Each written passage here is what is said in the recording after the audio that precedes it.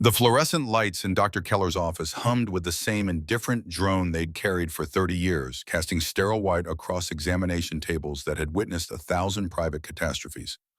Marcus Sullivan sat motionless on the paper-covered bench, his calloused hands resting on denim-clad knees, fingers laced together in a posture that might have looked like prayer, if not for the absolute stillness in his eyes.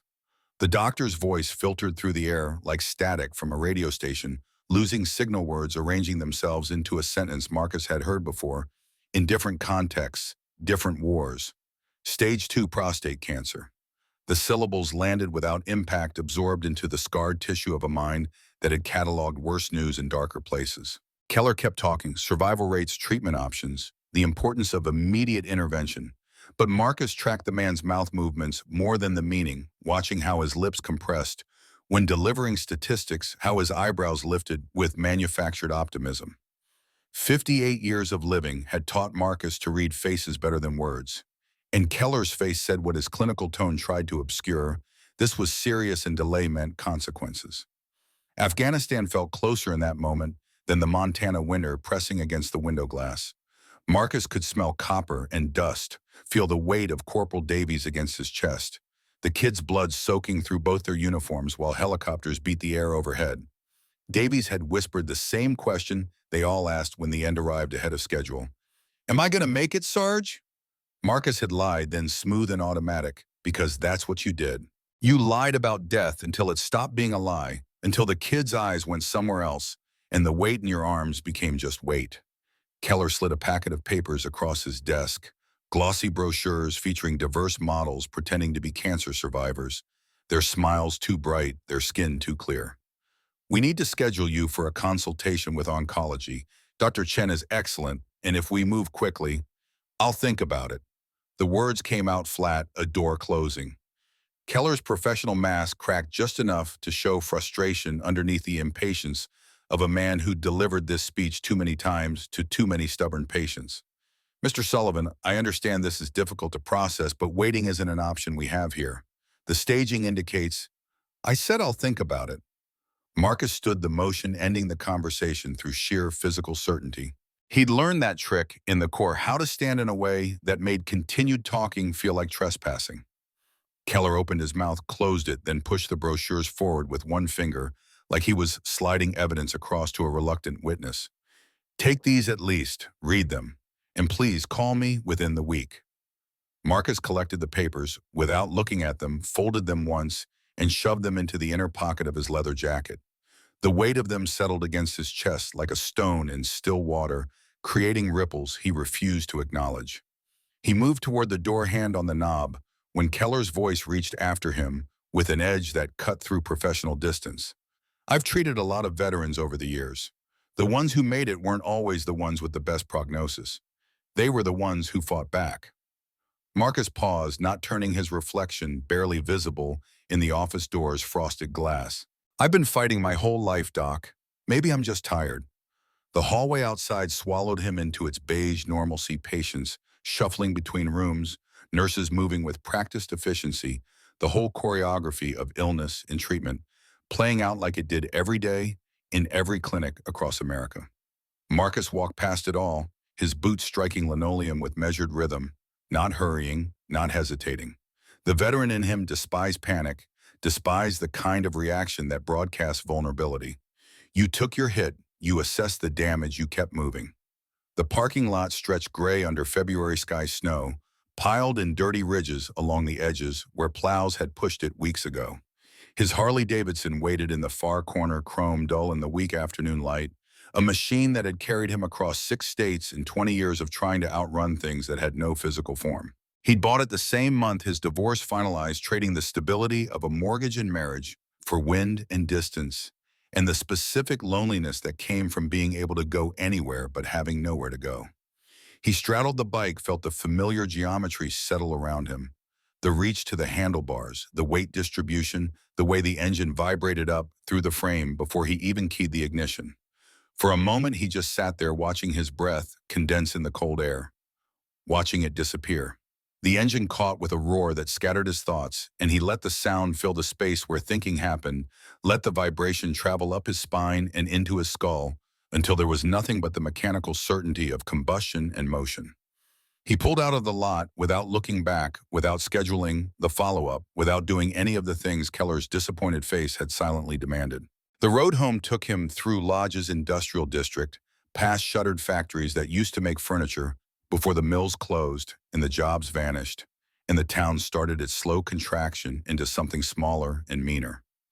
Marcus had watched it happen over decades, the gradual erosion of the place he'd grown up in, the way prosperity left, like water through cupped hands, until only the people too stubborn or too broke to leave remained. His cabin sat 15 miles outside the town proper, up a dirt road that most GPS systems didn't acknowledge, surrounded by pine forest, that provided the kind of privacy that could be either peaceful or isolating, depending on the day. He almost missed the turnoff to the clubhouse, his mind drifting in a way that would have gotten him killed in Fallujah, the kind of mental absence that turned routine patrols into casualty reports. But his body knew the route, even when his attention wandered, and the bike carried him down the access road before conscious decision caught up to muscle memory. The Hells Angels Lodge chapter clubhouse materialized through the trees, a low-slung building of cinder block and corrugated metal that had started life as a storage facility before the club bought it 15 years ago and transformed it into something that functioned as bar garage, meeting hall, and fortress, depending on need. 6 bikes lined the gravel lot, their owners presumably inside, dealing with whatever business required midweek assembly. Marcus cut the engine, letting silence rush back in, bringing with it the ambient sounds of wind through branches and the distant bark of someone's dog carrying across empty space. He should go home, should sit alone with Keller's diagnosis and figure out what came next. Instead, he walked toward the clubhouse door, drawn by the gravity of the only family he had left, the only people who looked at him and saw something besides disappointment or damage. The interior hit him with warmth and noise, pool balls, cracking Merle Haggard bleeding from speakers mounted in corners, the smell of motor oil and spilled beer, and the unmistakable musk of men who spent their days working with their hands. Preacher looked up from behind the bar, his weathered face creasing into something that might have been a smile, if you were generous with your definitions. Reaper, didn't expect you till tonight. Marcus moved to the bar, slid onto a stool that knew the shape of him from 1,000 previous visits. Finished early, Preacher poured whiskey without being asked, 2 fingers of bourbon in a glass that had probably started its life in some other establishment before finding its way here through the mysterious migration patterns of bar equipment. Marcus wrapped his hand around it but didn't drink, just felt the slight warmth through the glass, watched the amber liquid catch light. Irons in back with Tommy, kid's getting his final patch approval tonight if the vote goes through. That pulled Marcus's attention up from the glass, sharpened his focus back to the present moment.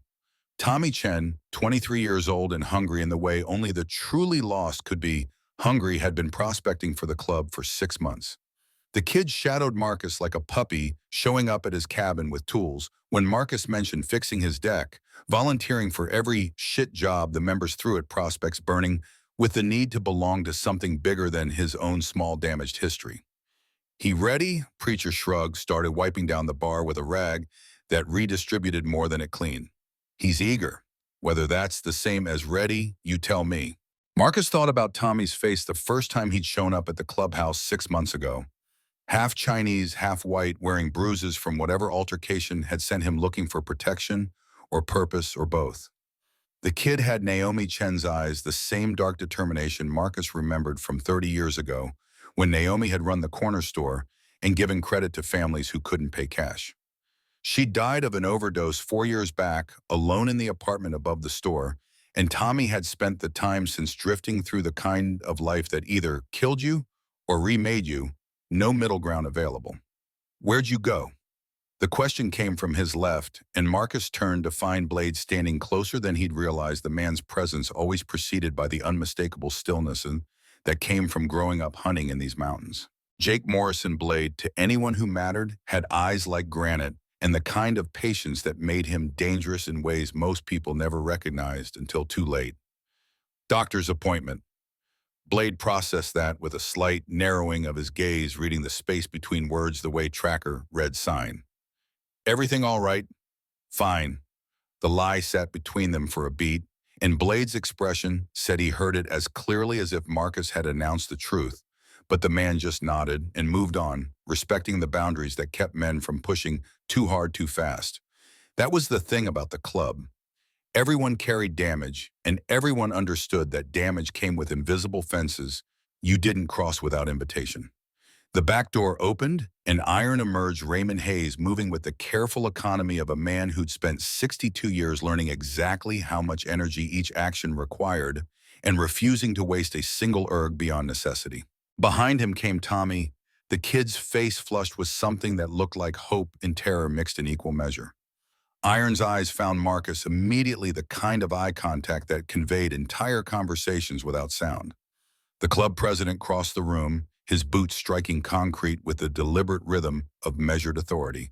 And when he reached the bar, he gestured for Preacher to pour another glass. Reaper, good, saves me a call. Marcus took the whiskey, then let the burn travel down his throat and spread warmth through his chest, a brief pharmacological respite from the persistent low-grade dread that had been his companion since Keller's office. Tommy's coming up for vote tonight. Could use your voice in the room. It wasn't really a request, more an acknowledgement of weight Marcus carried, even without an official title beyond road captain. Iron ran the chapter with the kind of fairness that earned loyalty rather than demanded it, but he also understood politics, understood that some voices carried further than others when difficult decisions needed making. The kid's solid. Hammer doesn't think so. That was the complication, the snake in the garden. Derek Stone Hammer served as vice president and represented the hardline faction that believed the club's survival depended on absolute adherence to codes written decades ago by men who'd never imagined a world this complicated. Hammer saw threats everywhere, saw compromise as weakness, and viewed every new prospect through a lens so suspicious it was practically paranoid. Hammer never thinks anyone's solid. Iron's mouth twitched, not quite a smile, more an acknowledgement of truth too obvious to deny.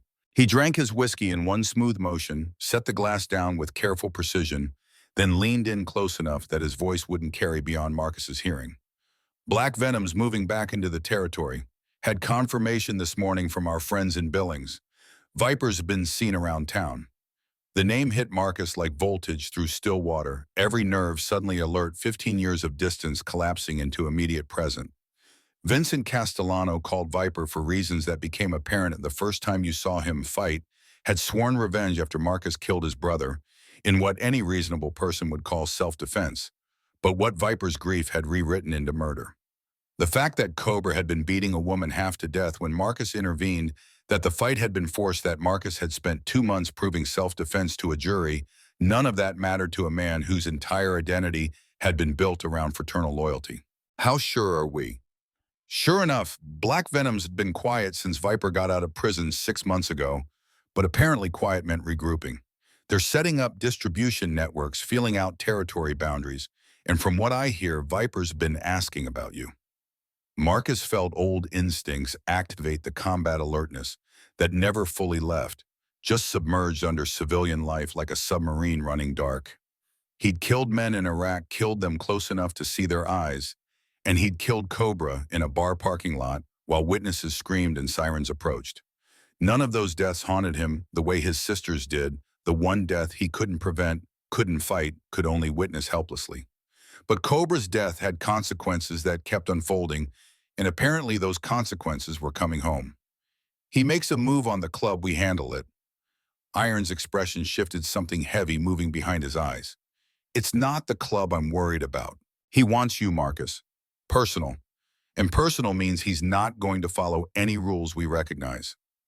Before Marcus could respond, Tommy appeared at his elbow, vibrating with nervous energy, hands shoved in pockets to hide their trembling. The kid looked at Marcus like a drowning man, looks at a life preserver, desperate and grateful and terrified all at once. Reaper, could I talk to you just for a minute? Marcus glanced at Iron, received a small nod of permission, then followed Tommy toward the back corner, where the noise from the bar diminished to manageable levels. The kid paced 3 steps one way, 3 steps back, burning through adrenaline that had nowhere productive to go. I know I'm ready. I know I am. I've done everything they asked, everything. But Hammer's job is to be skeptical. Don't take it personal. Tommy stopped pacing, turned to face Marcus directly, and for a moment the kid's mask slipped enough to show the terrified boy underneath the bravado. What if I'm not good enough? What if they vote no and I'm just alone again? The raw need in that question hit Marcus harder than it should have, bypassing the armor he had built against other people's pain. He recognized the desperation, had seen it before in young Marines who joined up fleeing broken homes and emptier futures, who needed the Corps to tell them who they were because they had no idea otherwise. You're good enough, Tommy. You've shown heart, you've shown loyalty, and you've put in the work. That's what matters. But if Hammer doesn't get sole vote, this is a democracy such as it is. You let the process work. Tommy searched Marcus's face like he was trying to read coordinates off a map, looking for certainty in a situation that offered none. Then something shifted in his expression, a different kind of nervousness bleeding through.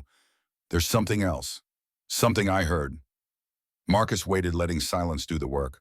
I was at the Rusty Nail last night, just having a beer, keeping my head down. And there were these guys, not from around here, leather cuts with a snake design. Black Venom, I think. And one of them, the one with the scar down his face, he was asking the bartender about you, about where you lived, where you hung out when you'd be alone. Cold clarity moved through Marcus's nervous system, sharpening everything, bringing the world into high-definition focus. Viper wasn't just back in town, he was actively hunting. What did the bartender say? Nothing far as I could tell. Mike knows better than to talk. But these guys, they weren't subtle. They wanted people to know they were asking. That tracked with what Marcus knew about Viper's psychology. The man had always been theatrical, had always needed his actions to carry symbolic weight. If he wanted revenge, he wouldn't just ambush Marcus some random night. He'd want witnesses, would want the act to mean something in the currency of reputation and fear. You did right telling me. And Tommy, Marcus waited until the kid met his eyes.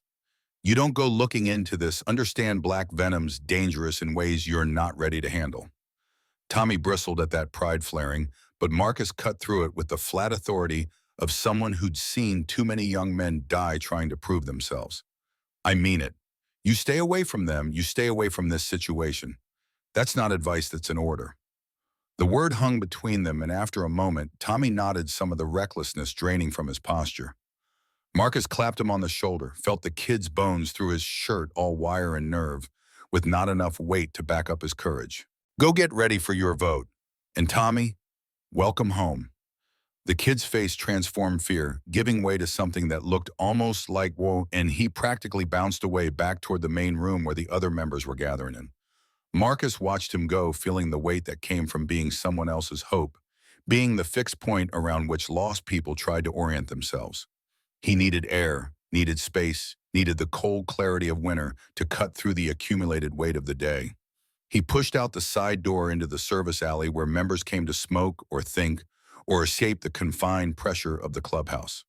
The February cold hit him like a slap, sharp and clarifying, and he drew it deep into his lungs, holding it until the burn became something almost meditative. His phone vibrated in his pocket. Lisa's name on the screen, his daughter calling from Seattle, where she'd built a life that carefully excluded him from all but the most superficial involvement. He stared at the notification thumb hovering over the answer button, but the distance between them felt too vast to cross in the 30 seconds she'd wait before voicemail claimed the call. What would he say? That he had cancer, that Black Venom was hunting him, that he'd spent 20 years trying to be someone she could respect and had failed at every measurement that mattered. The call went to voicemail. He listened to his own recorded voice. This is Marcus. Leave a message, delivered in the flat tone of a man who didn't expect anyone to call. Then Lisa's voice, careful and distant. Hey, Dad, just checking in. Give me a call when you can. Love you. The last two words felt automatic ritual rather than emotion, but he held on to them anyway because they were all he had. He almost called back, almost let impulse override judgment, but then the side door opened and Shane stepped out. Tommy Rodriguez, moving with the jittery energy of someone who'd been drinking too much coffee and not sleeping enough. Meeting starting in 5. Iron wants everyone inside. Marcus pocketed his phone, Lisa's message joining the brochures from Keller in the catalog of things he'd deal with later or never. He followed Shane's back into the warmth, back into the noise, back into the only life he'd managed to build from the wreckage of all his previous attempts. The meeting room sat behind the main bar, accessed through a door marked private that everyone understood meant members only. Wooden benches lined 3 walls facing a central table where Iron and Hammer sat like judges at a trial. 26 members crowded the space, the complete roster of Lodge chapter present, and accounted for because votes required quorum, and quorum meant everyone showed up or had better be dead. Marcus took his usual spot along the left wall between Preacher and a younger member called Axel, whose real name nobody remembered or cared about. Tommy stood in the center of the room alone, an exposed being measured by 24 pairs of eyes that had seen prospects come and go, had voted men in and voted men out, had exercised the power that came from collective judgment. Iron called the meeting to order with 3 sharp raps of a gavel that had probably come from some county courthouse at some point in history.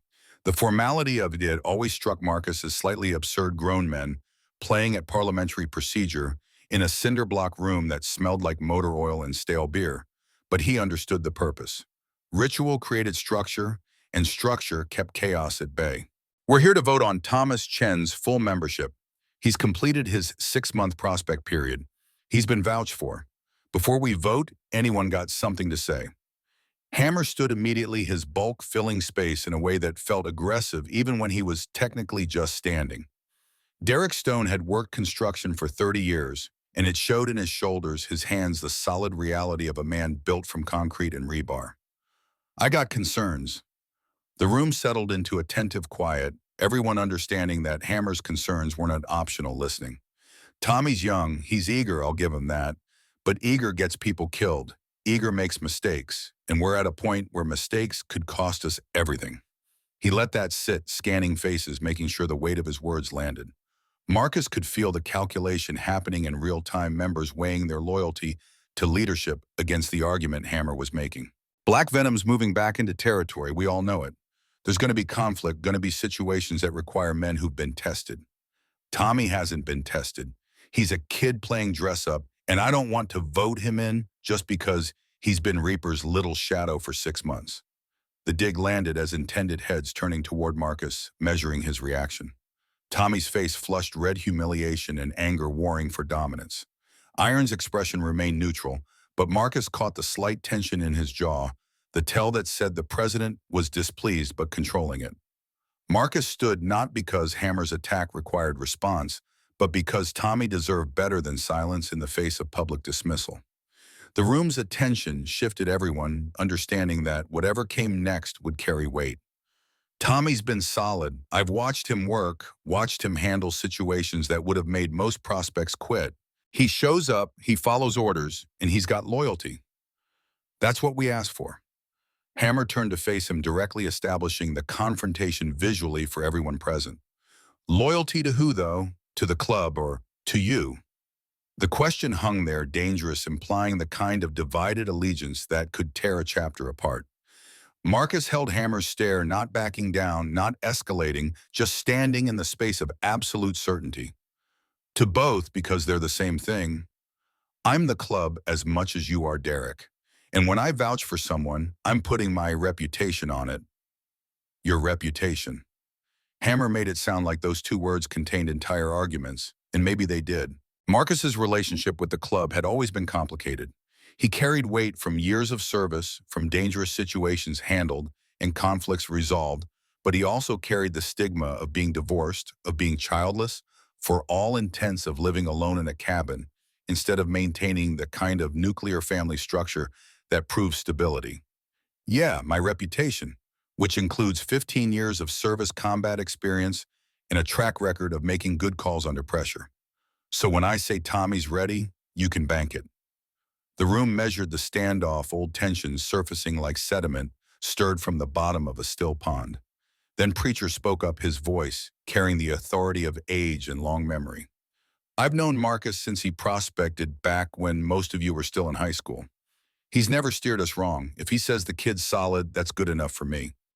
Other voices joined in the room, fracturing into factions, some supporting Marcus, others agreeing with Hammer's caution. Everyone suddenly invested in a decision that 2 minutes ago had seemed routine. Iron let it play out for exactly long enough to hear the temperature of the room, then brought the gavel down hard enough to crack wood. Enough, we vote, all in favor of accepting Thomas Chen to full membership. Hands rose, Marcus's first, then Preacher's, then others, in a cascade that eventually reached 20 hands out of 26 present. Not unanimous, but clear majority, And in the club's democracy, that's what mattered. Tommy's face transformed, trying to maintain composure and failing emotion breaking through in a way that was almost painful to witness. Motion carries. Tommy, you're in. Welcome, brother. The room erupted in noise, members crowding forward to shake Tommy's hand, to clap him on the back, to initiate him into the kind of chosen family that only groups like this could provide. Marcus watched from the periphery, feeling the weight of responsibility settle across his shoulders like a vest he'd just agreed to wear. Iron caught his eye across the room, gestured toward the door with a subtle tilt of his head. Marcus extracted himself from the crowd, followed the president out into the service alley where cold air provided immediate privacy. Iron pulled a cigarette from his shirt pocket, lit it with hands that trembled just enough to be noticeable if you were looking for it. You made an enemy in there. Hammer's always been half an enemy. Today just made it official. Iron drew smoke, deep held it, released it in a gray stream that dissipated into February darkness. He's not wrong about Black Venom. Things are going to get complicated, and complicated requires experienced men. Tommy'll rise to it. Maybe, or maybe you just created a situation where the kid feels obligated to prove himself doing something stupid and dangerous. Iron turned to look at Marcus directly, the cigarette glowing between them like a small orange eye. I need you clear-headed, Reaper. Need you focused. Can't have you distracted by whatever went wrong at that doctor's appointment today. The observation landed with the precision of a man who'd spent 4 decades reading people's tells.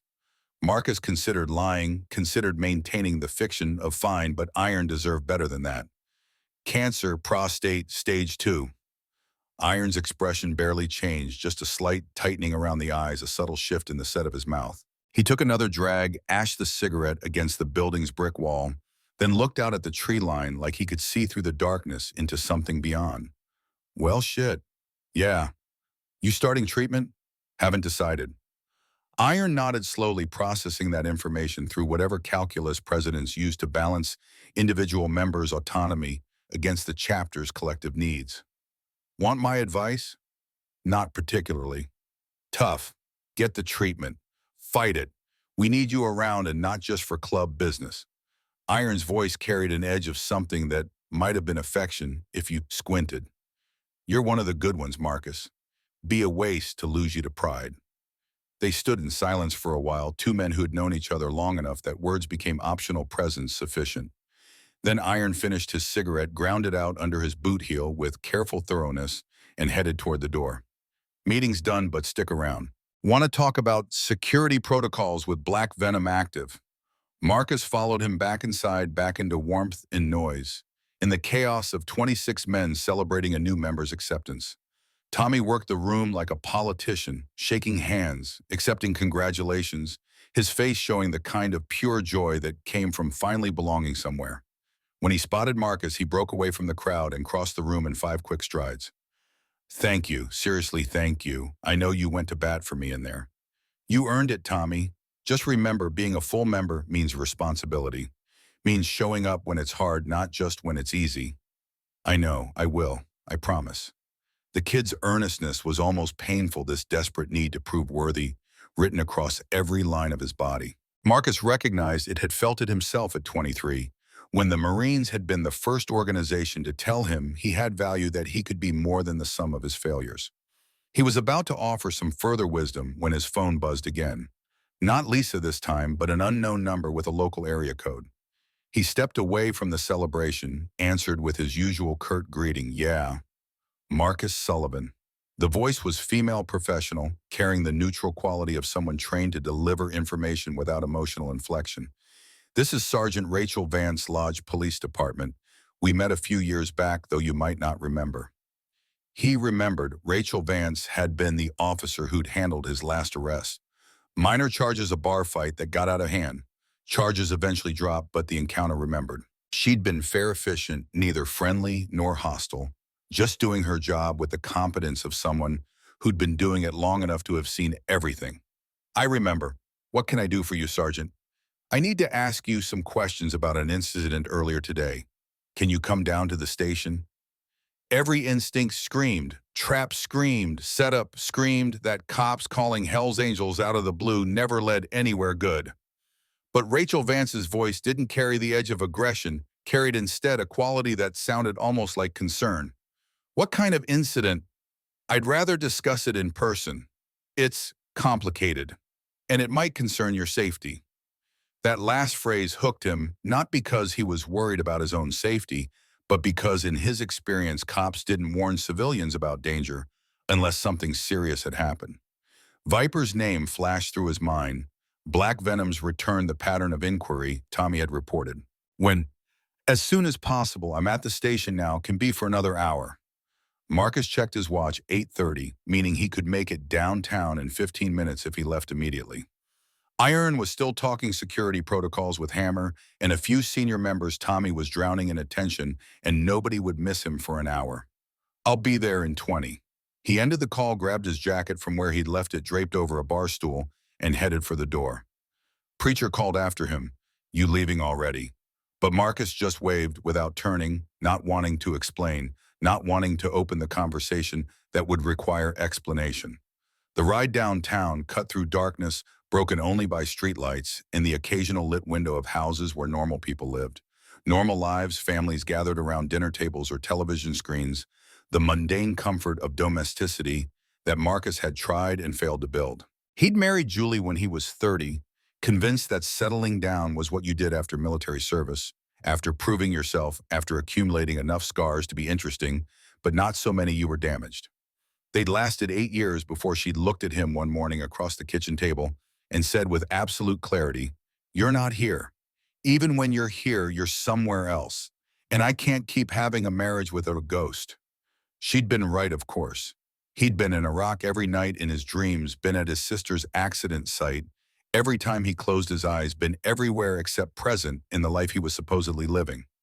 Lisa had been 6 when the divorce finalized, old enough to understand that something had broken, but young enough to blame herself, to internalize her parents' failure as evidence of her own inadequacy. By the time she was 20, she'd moved to Seattle and built a life that involved him only in the most peripheral way, obligatory calls on holidays, brief visits that felt more like inspections than reunions, a relationship maintained out of duty rather than desire. The police station loomed out of the darkness like a brick monument to institutional authority, its parking lot mostly empty at this hour, the building's windows glowing with the fluorescent certainty of night shift work. Marcus parked his bike in a visitor space, checked his phone one more time. Lisa hadn't called back, hadn't texted, then headed toward the entrance with the wariness that came from knowing cops and bikers existed in a state of permanent mutual suspicion. The desk sergeant looked up from his computer recognition, flickering across his face. Marcus had been through this lobby enough times over the years that his face was probably in a database somewhere marked with warnings and notes about affiliation. "Here to see Sergeant Vance." The desk sergeant picked up a phone, spoke quietly, then gestured toward the hallway. "She'll meet you in interview room 3, down the hall, 3rd door on your right." Marcus followed the directions through corridors that smelled like floor wax and bad coffee, past bulletin boards covered with wanted posters and community outreach flyers, the whole architecture of law enforcement on display. Interview room 3 was exactly what he expected. Small gray dominated by a metal table and uncomfortable chairs, the institutional aesthetic of a space designed to extract truth through discomfort. He sat, waited, used the time to center himself the way he'd learned in the Corps, breathing deep and slow, keeping his heart rate steady, maintaining the emotional neutrality that kept you operational when everything was going wrong. The door opened and Rachel Vance walked in, and he saw immediately that something was wrong. She moved carefully like someone managing pain, and there was a bandage visible at the collar of her shirt, the edge of medical tape showing against her neck. Her face looked drawn, older than he remembered from their last encounter, with shadows under her eyes that spoke to sleepless nights and stress that went beyond the normal demands of police work. She sat across from him, arranged a folder on the table, then met his eyes with an expression he couldn't quite read. "Thank you for coming.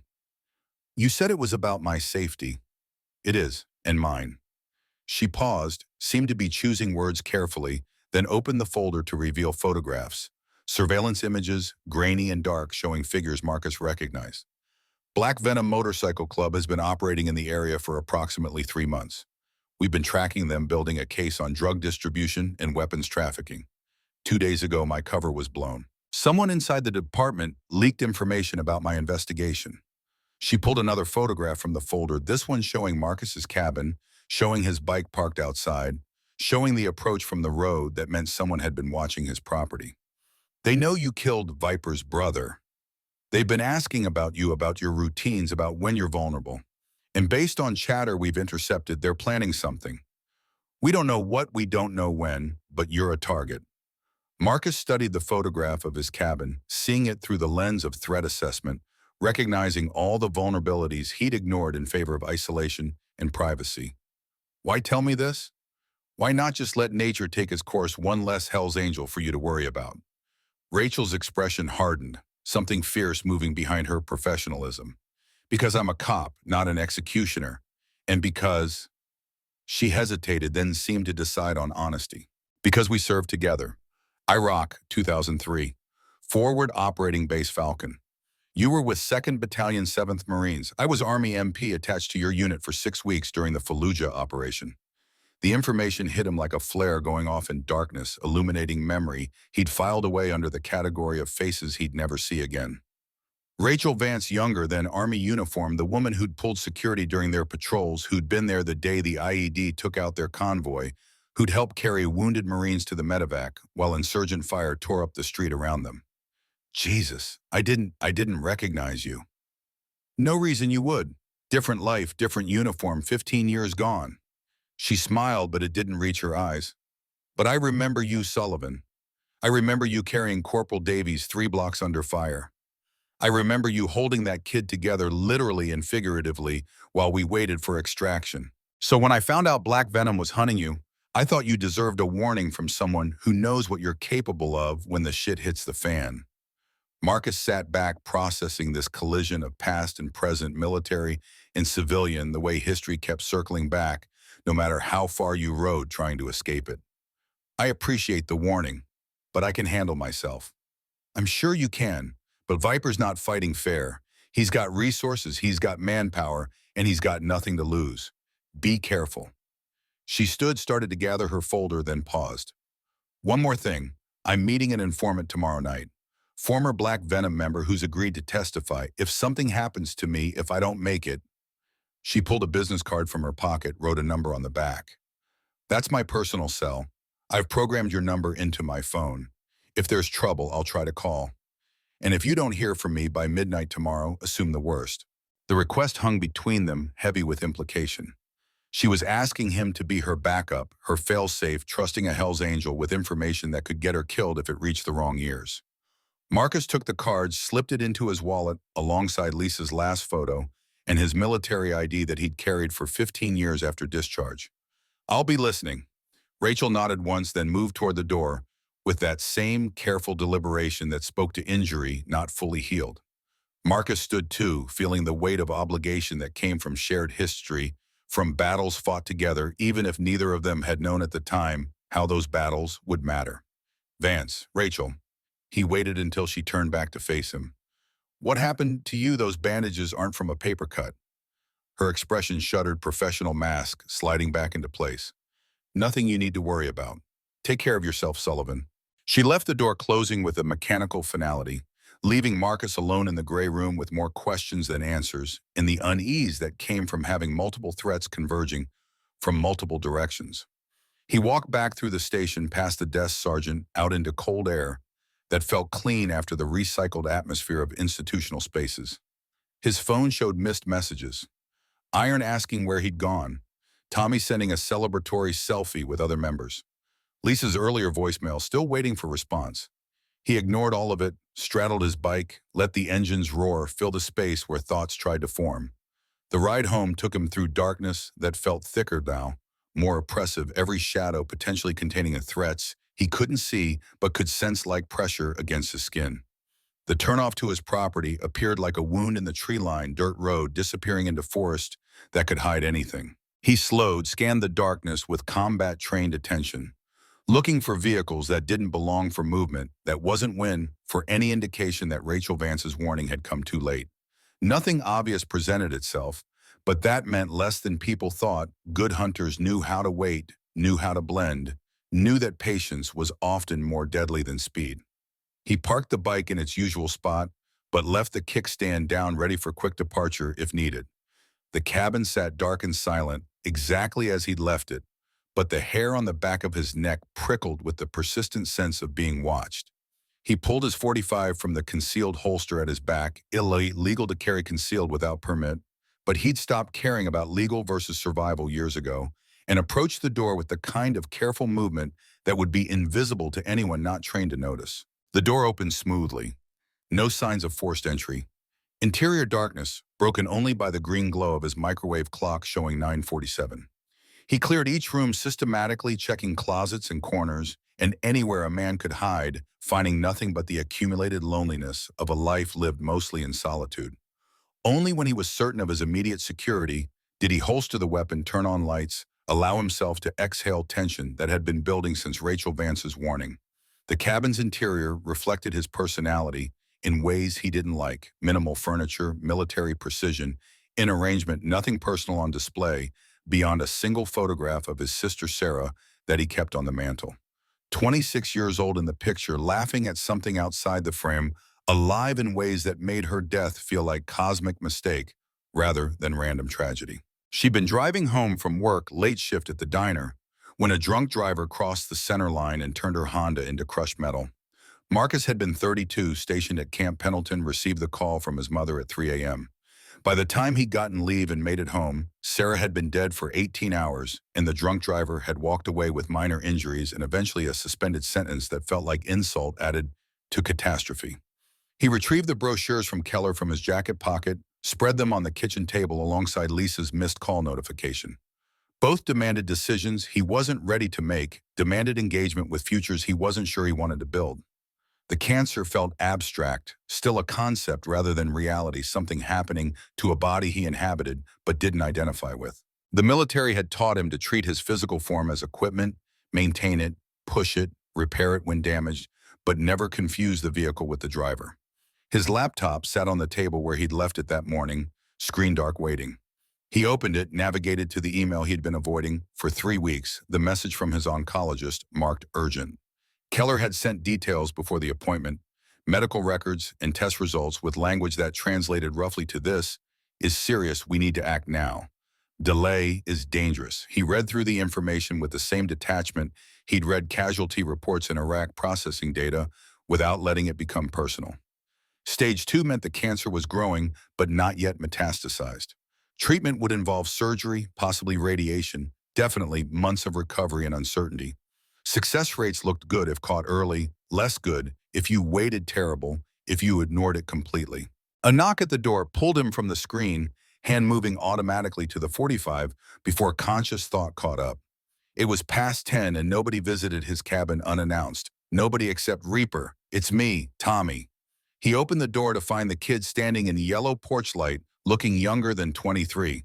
His new Hells Angels patch visible on his vest like a badge of belonging that still felt unreal. "What are you doing here? I saw you leave the clubhouse. Wanted to make sure you were okay. You seemed, I don't know, off." Marcus considered sending him away.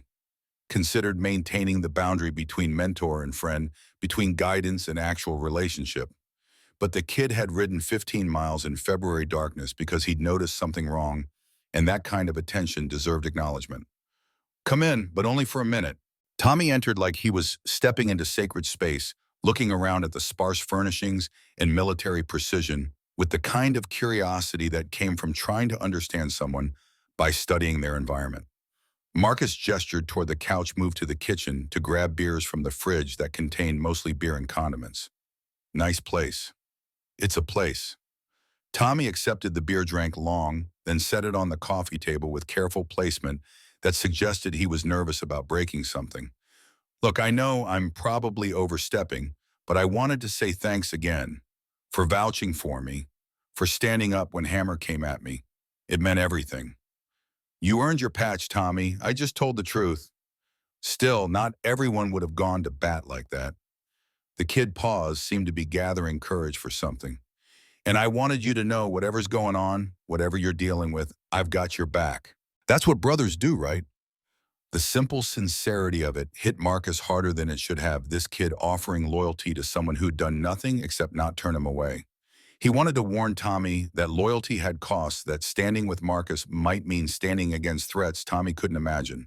But the words died before reaching his mouth because he saw himself reflected in the kid's face, 23 years old, desperate for purpose, willing to die for the first person who'd shown him kindness.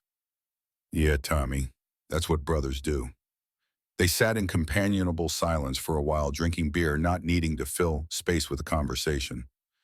Then Tommy's phone buzzed, some text message that made him grimace. I should probably head back. Early shift at the garage tomorrow. He stood, hesitated, then turned back. Hey, you ever need anything? I mean, anything you call me? Day or night. I'm serious. I know you are. Thanks, kid. Marcus walked him to the door, watched him climb on his bike and disappeared down the dirt road, trailing red taillights that faded into forest darkness. Then he returned to the laptop, to Keller's email, to the decision that kept circling back no matter how many times he rode away from it. His fingers hovered over the keyboard, preparing to compose a response that would schedule treatment, would commit to fighting a battle he wasn't sure he wanted to win. But before he could type, his phone vibrated on the table, text message from Rachel's personal number. Meeting informant now, Riverside Cannery. If you don't hear from me by 11 p.m., something went wrong. Marcus checked the time, 10:23, 37 minutes.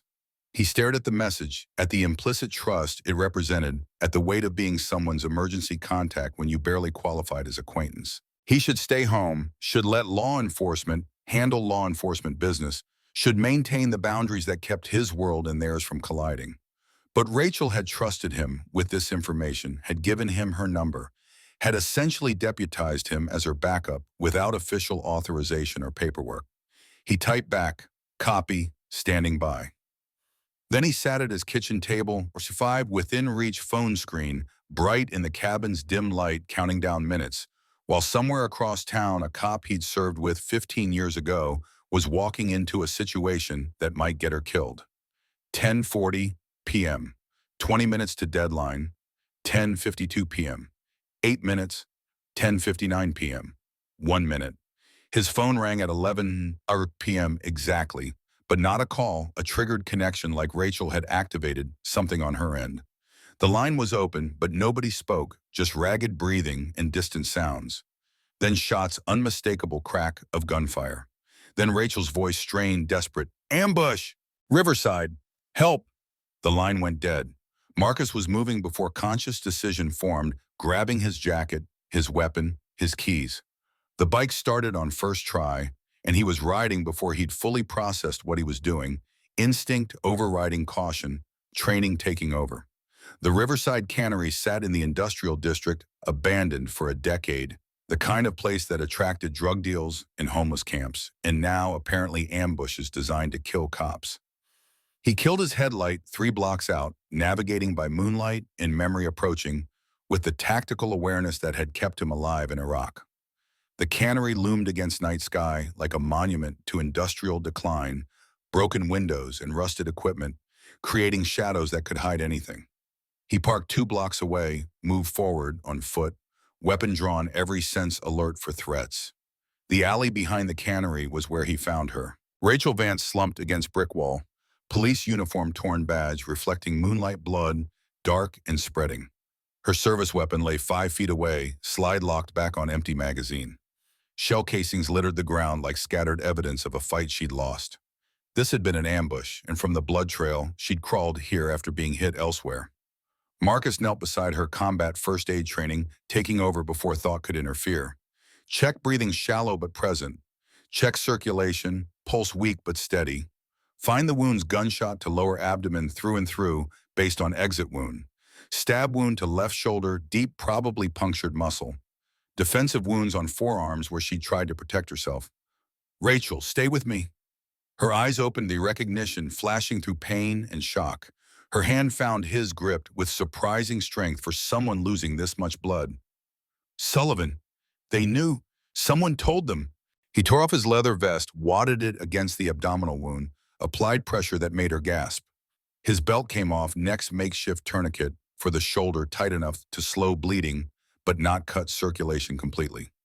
All the while, his mind calculated, maybe 20 minutes, since she'd called blood loss severe, but not immediately fatal yet. She had perhaps 10 minutes before shock became irreversible. Can't move you until I stop the bleeding. Hold on. Viper was here, said this is just the beginning. Her voice was fading, eyes losing focus. Said tell you, he's taking everything you care about. Marcus pulled his phone, dialed 911, started giving dispatcher coordinates while maintaining pressure on wounds that kept trying to bleed through his makeshift bandages. Rachel's grip on his hand was weakening, her breathing becoming more shallow, her body starting to shut down from blood loss. Ambulance is 5 minutes out. You're going to make it, Rachel. Just stay with me. My daughter, Maggie, 16. Tell her. You're going to tell her yourself. But her eyes were rolling back, consciousness leaving, and Marcus was alone in an alley with a dying soldier, not a cop, not an enemy, but a fellow veteran who'd saved his life once and who he was now trying to save in return. He kept pressure on the wounds, kept talking to her even though she couldn't hear, kept making promises about survival, until sirens approached and paramedics took over, and he stepped back into shadows covered in her blood, holding his vest that would never be clean again. The ambulance screamed away with Rachel inside, and Marcus stood alone in the alley, surrounded by evidence of violence he hadn't prevented. His phone buzzed Tommy, the kid monitoring his police scanner. Heard call about officer down at Riverside. That you? You okay? Marcus typed back with shaking hands. Not me, but I was first on scene. Heading to hospital now.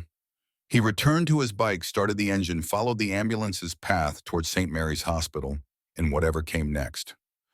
Behind him, the alley remained empty except for blood and brass and the particular kind of violence that said this was personal, that Viper wasn't just seeking revenge, he was declaring war. And Marcus Sullivan, 58 years old, cancer growing in his body, ghosts haunting his past, was apparently the primary target.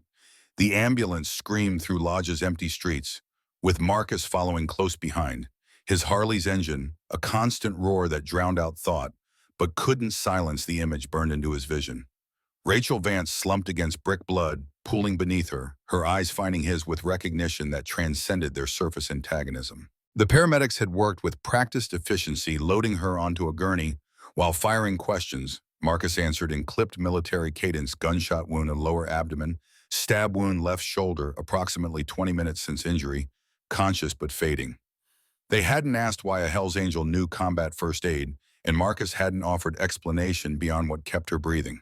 St. Mary's Hospital materialized from darkness like a beacon of institutional mercy, its emergency entrance ablaze with lights that turned night into artificial day. Marcus killed his engine in the loading zone, ignoring the no parking signs, because parking implied future and he was operating purely in present tense in the immediate tactical reality of getting Rachel Vance from dying to alive. He dismounted just as the ambulance doors burst open and paramedics rushed the gurney toward automatic doors that parted with hydraulic certainty. Security descended immediately, 2 guards materializing from nowhere, their hands hovering near weapons that probably weren't loaded, but communicated threat nonetheless. The larger one, a former cop, judging by his stance, and the way his eyes cataloged Marcus in one sweep, positioned himself between the Hells Angel and the hospital entrance. Sir, you need to move your motorcycle and wait in the visitor lot. Marcus looked past him toward the doors where Rachel was disappearing into sterile corridors, into the machinery of emergency medicine that would either save her or document her death with forms in triplicate. His vest was gone, left behind as makeshift bandage, leaving him in blood-soaked t-shirt that advertised exactly how this night had unfolded. The guard's hand moved closer to his weapon. Sir, I need you to step back. She's a cop, Sergeant Rachel Vance. Someone needs to notify her family. That information shifted something in the guard's posture, security protocol colliding with the fraternal obligation. He spoke into his radio, rapid exchange. Marcus couldn't fully hear, then another figure appeared. Desharna Mitchell, trauma surgeon, moving with the purposeful velocity of someone whose time measured in lives saved or lost. Mitchell's eyes found Marcus, took in the blood-made calculations visible in her expression. You brought her in, found her, did first aid, called it in. Military training, Marines, Iraq. Mitchell nodded once, a gesture that contained recognition and respect, and the understanding that came from shared exposure to chaos. You probably saved her life. The field dressing bought her enough time. She turned to the security guards. He's with me. Let him through. The guards stepped aside and Marcus followed Mitchell through doors that led into the controlled chaos of emergency medicine nurses moving with synchronized purpose. Doctors calling orders, monitors beeping with the mechanical heartbeat of bodies fighting for continuation. Mitchell led him to a waiting area outside trauma bay. Three gestured toward plastic chairs designed for maximum discomfort. We're taking her to surgery now. Gunshot did damage but missed major organs. The stab wound is concerning. Looks like whoever did it knew anatomy aimed for brachial artery. She's lost a lot of blood. Next few hours will tell us if she makes it. Mitchell paused, seemed to be deciding something. There's going to be police, a lot of police. You might want to consider what you tell them about how you found her. I'll tell them the truth. The truth that puts you in an alley at midnight with a stabbed cop. That truth, Marcus met her gaze without flinching. I didn't hurt her. I helped her. Mitchell studied him for a long moment, then nodded. I believe you. Not sure they will, but I believe you. Navy, by the way. Desert Storm 91, trauma surgeon on the USS Mercy. She offered her hand and Marcus shook it, feeling the solidarity of veterans recognizing each other across different wars, different branches, different decades of service to something larger than themselves. She disappeared back into the trauma bay, leaving Marcus alone with institutional silence, broken only by distant beeping and the low murmur of medical personnel speaking their specialized language. He felt adrenaline start to drain from his system, felt the crash beginning that always followed combat situations, the shaking hands, the rapid heartbeat slowing to normal, the creeping exhaustion that came from running on pure nerve for extended periods. His phone vibrated. Tommy the kid's message, frantic, on my way to hospital. Don't talk to cops without me there. Marcus typed back quickly, stay at clubhouse. Don't come here. That's an order. He didn't want Tommy anywhere near this situation, didn't want the kid's first night as full member contaminated by the violence that was Marcus's burden to carry. The waiting room door opened and Detective James Brennan walked through like a storm given human form, 52 years old, 30 years on the force, every one of those years visible in the lines carved into his face, and the weariness that came from seeing humanity's worst impulses documented in case files. Behind him came Detective Lieutenant Sarah Cross, 47, angular and sharp in ways that suggested she'd had to fight for every inch of respect in a department that still struggled with female authority.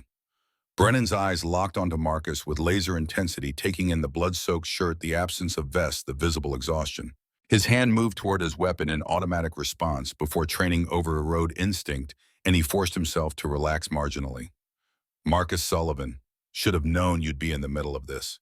Marcus remained seated, keeping his hands visible, maintaining the careful neutrality that kept volatile situations from exploding. I found her. Called it in. That's all. That's all. Brennan repeated the words like they were foreign language requiring translation. You just happened to find her in an alley behind the Riverside Cannery at 11 p.m. She texted me earlier, said she was meeting an informant, asked me to check in if I didn't hear from her by 11. When she didn't respond, I went looking. Cross pulled out a notepad, started writing with mechanical precision. Rachel texted you specifically. Why would she have your number? We served together, Iraq 2003. She came to the station earlier today, warned me about Black Venom, gave me her personal number in case of emergency. That information landed like physical impact, both detectives exchanging glances that communicated entire conversations. Brennan moved closer, pulled out a chair, sat with deliberate slowness that suggested he was trying to control rage threatening to surface. Explain. All of it. From the beginning. Marcus walked them through the evening, Rachel's visit to the station, her warning about Viper's vendetta, the text about meeting her informant, his decision to check on her when she didn't respond. He kept his voice flat, factual, leaving out emotion because emotion invited skepticism. Brennan listened without interruption, his face revealing nothing, while Cross took notes that covered 3 pages with dense handwriting. When Marcus finished, silence stretched for 15 seconds that felt like 15 minutes. Then Brennan leaned back, studied Marcus with the expression of a man trying to solve an equation that refused to balance. You're Hell's Angels. She's a cop investigating a rival MC. You want me to believe you two are friendly because of service 15 years ago. I want you to believe I found her dying and I helped her. Whether we're friendly doesn't matter. It matters to me. It matters because Rachel's been investigating Black Venom for 18 months, getting close to something big, and now someone tries to kill her. You show up covered in her blood claiming you're the hero. That's convenient. The accusation hung there, and Marcus felt old anger stir the fury that came from being judged by people who'd never worn uniform, who'd never held dying friends, who operated from the luxury of assuming guilt until overwhelmed by evidence of innocence. I was a Marine, she was Army. When Marines bleed, we help. When soldiers bleed, we help. That's the code, and it doesn't expire just because time passes or uniforms change. Cross looked up from her notes, something shifting in her expression. You were 2nd Battalion, 7th Marines. Yeah. FOB Falcon Fallujah operation. Yeah. Cross turned to Brennan. Rachel served with 2nd Battalion. She's mentioned them before, said they were the toughest sons of bitches she ever saw. Said one of them carried a wounded kid 3 blocks under fire while insurgents tried to turn them into hamburger. Brennan's expression didn't soften, but some of the aggressive certainty drained from his posture. He stood paced 3 steps, turned back. Even if everything you're saying is true, you're still a witness. You're still the first person on scene. That makes you a person of interest, whether you like it or not. I understand. Because from where I sit, you're either a good Samaritan or you're setting up an alibi, and my job is to figure out which. Before Marcus could respond, the trauma bay doors opened, and Mitchell emerged still wearing surgical scrubs, now marked with blood that probably belonged to Rachel. Her expression was carefully neutral, the practiced face of a surgeon who delivered too much bad news to show emotion prematurely. She's stable. We stopped the bleeding, repaired the arterial damage, cleaned out the abdominal wound. She's lost a lot of blood. We've given her 3 units, but she's young, she's strong, and whoever did the initial first aid bought her enough time. Mitchell looked directly at Marcus. She's asking for you. Brennan exploded. Absolutely not. He's a witness, possibly a suspect. There's no way. She's conscious, she's lucid, and she's asking for the man who saved her life. Unless you're charging him with something, you don't get to dictate who she sees. The two of them faced off, institutional authority clashing with medical expertise, neither willing to yield. Finally, Cross stepped between them, her voice carrying the weariness of someone tired of watching men argue over whose authority trumped whose. Let him see her. We'll observe through the window. If she says anything relevant to the investigation, we'll hear it. Brennan looked ready to protest, then seemed to realize he was outnumbered. He gestured toward the recovery area with bitter resignation. Fine, but I'm right there, and Sullivan, don't make me regret this. Mitchell led them down a corridor that smelled like disinfectant and recycled air, past rooms where other traumas played out behind curtains and closed doors. Recovery Room 7 contained Rachel Vance, diminished by hospital bed and medical equipment, IV lines running into her arms, monitors tracking her vitals with electronic precision. Her eyes were open, but drugged, focused on ceiling tiles until the door opened and her gaze found Marcus. He approached the bed with careful movements, aware of Brennan and Cross watching through the observation window, aware that everything said here would be documented and analyzed and used to build whatever narrative law enforcement needed. Rachel's hand lifted slightly, a gesture that might have been reaching or might have been involuntary, and Marcus took it, felt her fingers close around his with surprising strength. You came. Her voice was thick with medication but coherent. I sent the text, didn't know if. I came, you're going to be okay. Dr. Mitchell says you're tough. A ghost of a smile moved across her face. Should have been more careful. You taught us. Always check corners. Fallujah. The memory surfaced, Marcus drilling proper clearing techniques into green troops. Rachel among them, listening with the intense focus of someone who understood that details meant survival. She'd saved his life 3 weeks later, pulling him behind the cover when sniper fire turned their patrol route into kill zone, so maybe they were perpetually evening scores that could never fully balance. What happened, Rachel? Who did this? Her expression darkened, eyes losing some of their drug-induced distance. 3 of them. Black Venom, meeting informant, Eddie Martinez, Ghost. They knew. Someone told them where. Her grip tightened. There's a leak, Marcus, in the department. Someone feeding information to Viper. Through the observation window, Marcus saw Brennan and Cross react, saw them exchange urgent words he couldn't hear. Rachel followed his gaze, seemed to realize they were being observed, and her voice dropped to whisper that pulled Marcus closer. Viper was there, had a knife, said to tell you this was just the beginning. Said you took his brother, now he's taking everything you care about. Her eyes found his suddenly sharp despite the morphine. He knows about the club, about Tommy, about your daughter Lisa. He's been watching you. Cold spread through Marcus's chest, not fear exactly, more like the combat clarity that came from understanding the scope of threat. Viper wasn't just seeking revenge, he was orchestrating something larger, something that turned Marcus's life into battlefield where everyone around him became collateral damage. Did you see who leaked the information? Did you get a name? No, but only 5 people knew about the meeting. Me, Brennan Cross, Captain Morris, and D.A. Winters. She coughed, winced at the pain it caused. One of them, or someone close to them, and Ghost. He ran when shooting started. If he's alive, he has evidence. Recordings, documents. Everything we need. Mitchell appeared in the doorway, her expression brooking no argument. That's enough. She needs rest, and you need to let her heal. Marcus squeezed Rachel's hand, once tried to convey through pressure what words couldn't, that he heard her, that he understood, that he'd handle what came next. Then he released her and stepped back, watching as medication and exhaustion pulled her back towards unconsciousness, her eyes closing against overhead lights that were too bright, too sterile, too far from the darkness where she'd almost died. Brennan and Cross were waiting when Marcus emerged, their faces showing the intensity of detectives who'd just received actionable intelligence during ongoing investigation. Brennan grabbed Marcus's arm, not hostile but urgent, and pulled him toward an empty consultation room. What did she tell you about the leak? Marcus repeated Rachel's words verbatim, watching their reactions, seeing the moment when professional investigation collided with personal betrayal. Cross went pale. Brennan's jaw clenched hard enough to make tendons stand out, and for several seconds, neither of them seemed capable of speech. Finally, Cross found her voice. If there's a leak at that level, if someone in command is feeding black venom, and then everyone working this case is compromised. Brennan finished the thought, then turned to Marcus with expression that contained equal parts desperation and calculation. We need your help. The request landed absurdly, cops asking Hell's Angel for assistance, hierarchy, inverted normal rules suspended by circumstances that recognized no boundary between law enforcement and outlaw. Marcus waited for the punchline, for the setup, for the inevitable betrayal he'd learned to expect from institutional authority. You know the MC world better than we do. You have access to information we can't get through official channels. And Rachel mentioned Ghost Eddie Martinez.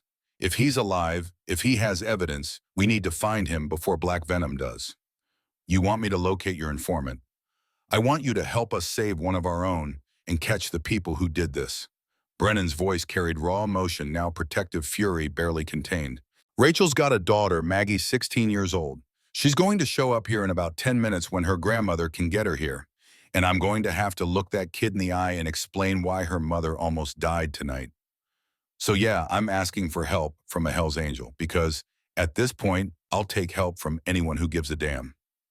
Marcus studied them both, reading sincerity in their desperation, reading the code that said whatever their feelings about Hell's Angels in general, in this moment they recognized shared enemy. He thought about Viper's message about threats against Tommy and Lisa, about the reality that he was already in this fight, whether he wanted to be or not. I'll help, but I work my way. No wires, no surveillance, no official involvement. I get information, I bring it to you. You handle arrests through legal channels. Agreed.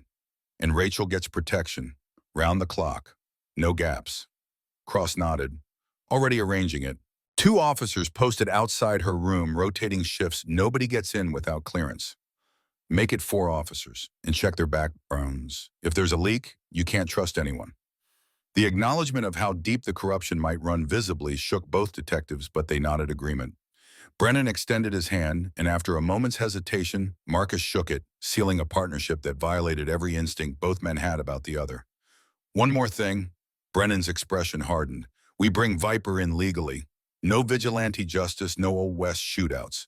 He goes to trial, he goes to prison. That's how this ends. Marcus thought about Cobra dying in parking lot, about 15 years of Viper's rage fermenting into this moment, about the likelihood that legal resolution would satisfy anyone involved. But he nodded, accepting the terms, even as he privately acknowledged that some conflicts didn't end with handcuffs and Miranda rights. He left through the emergency entrance, walked into night air that felt colder than it had hours ago, time having advanced to that dead zone between midnight and dawn when the world felt suspended between days. His bike waited where he'd left it, and he was about to mount when his phone rang. Iron the club president's voice tight with controlled fury. "Where are you?" "St. Mary's. Cop got shot. I was first on scene." "I heard. Also heard it was Rachel Vance. Also heard you were covered in her blood." "What the hell is going on, Reaper?" Marcus leaned against his bike, suddenly exhausted beyond anything physical. "It's complicated." "Uncomplicated. Now." He walked Iron through the evening's events, leaving nothing out, trusting that 35 years of club leadership had taught the president when to listen rather than judge. When he finished, silence stretched across the connection, filled only with ambient noise from whatever environment Iron occupied. "Black Venom's making moves, and they're using violence against cops to do it. That brings heat we don't need." "I know. Do you? Because right now you're the connection point. They hit a cop to send you a message, which means the entire chapter becomes collateral in whatever personal war you've got with Viper."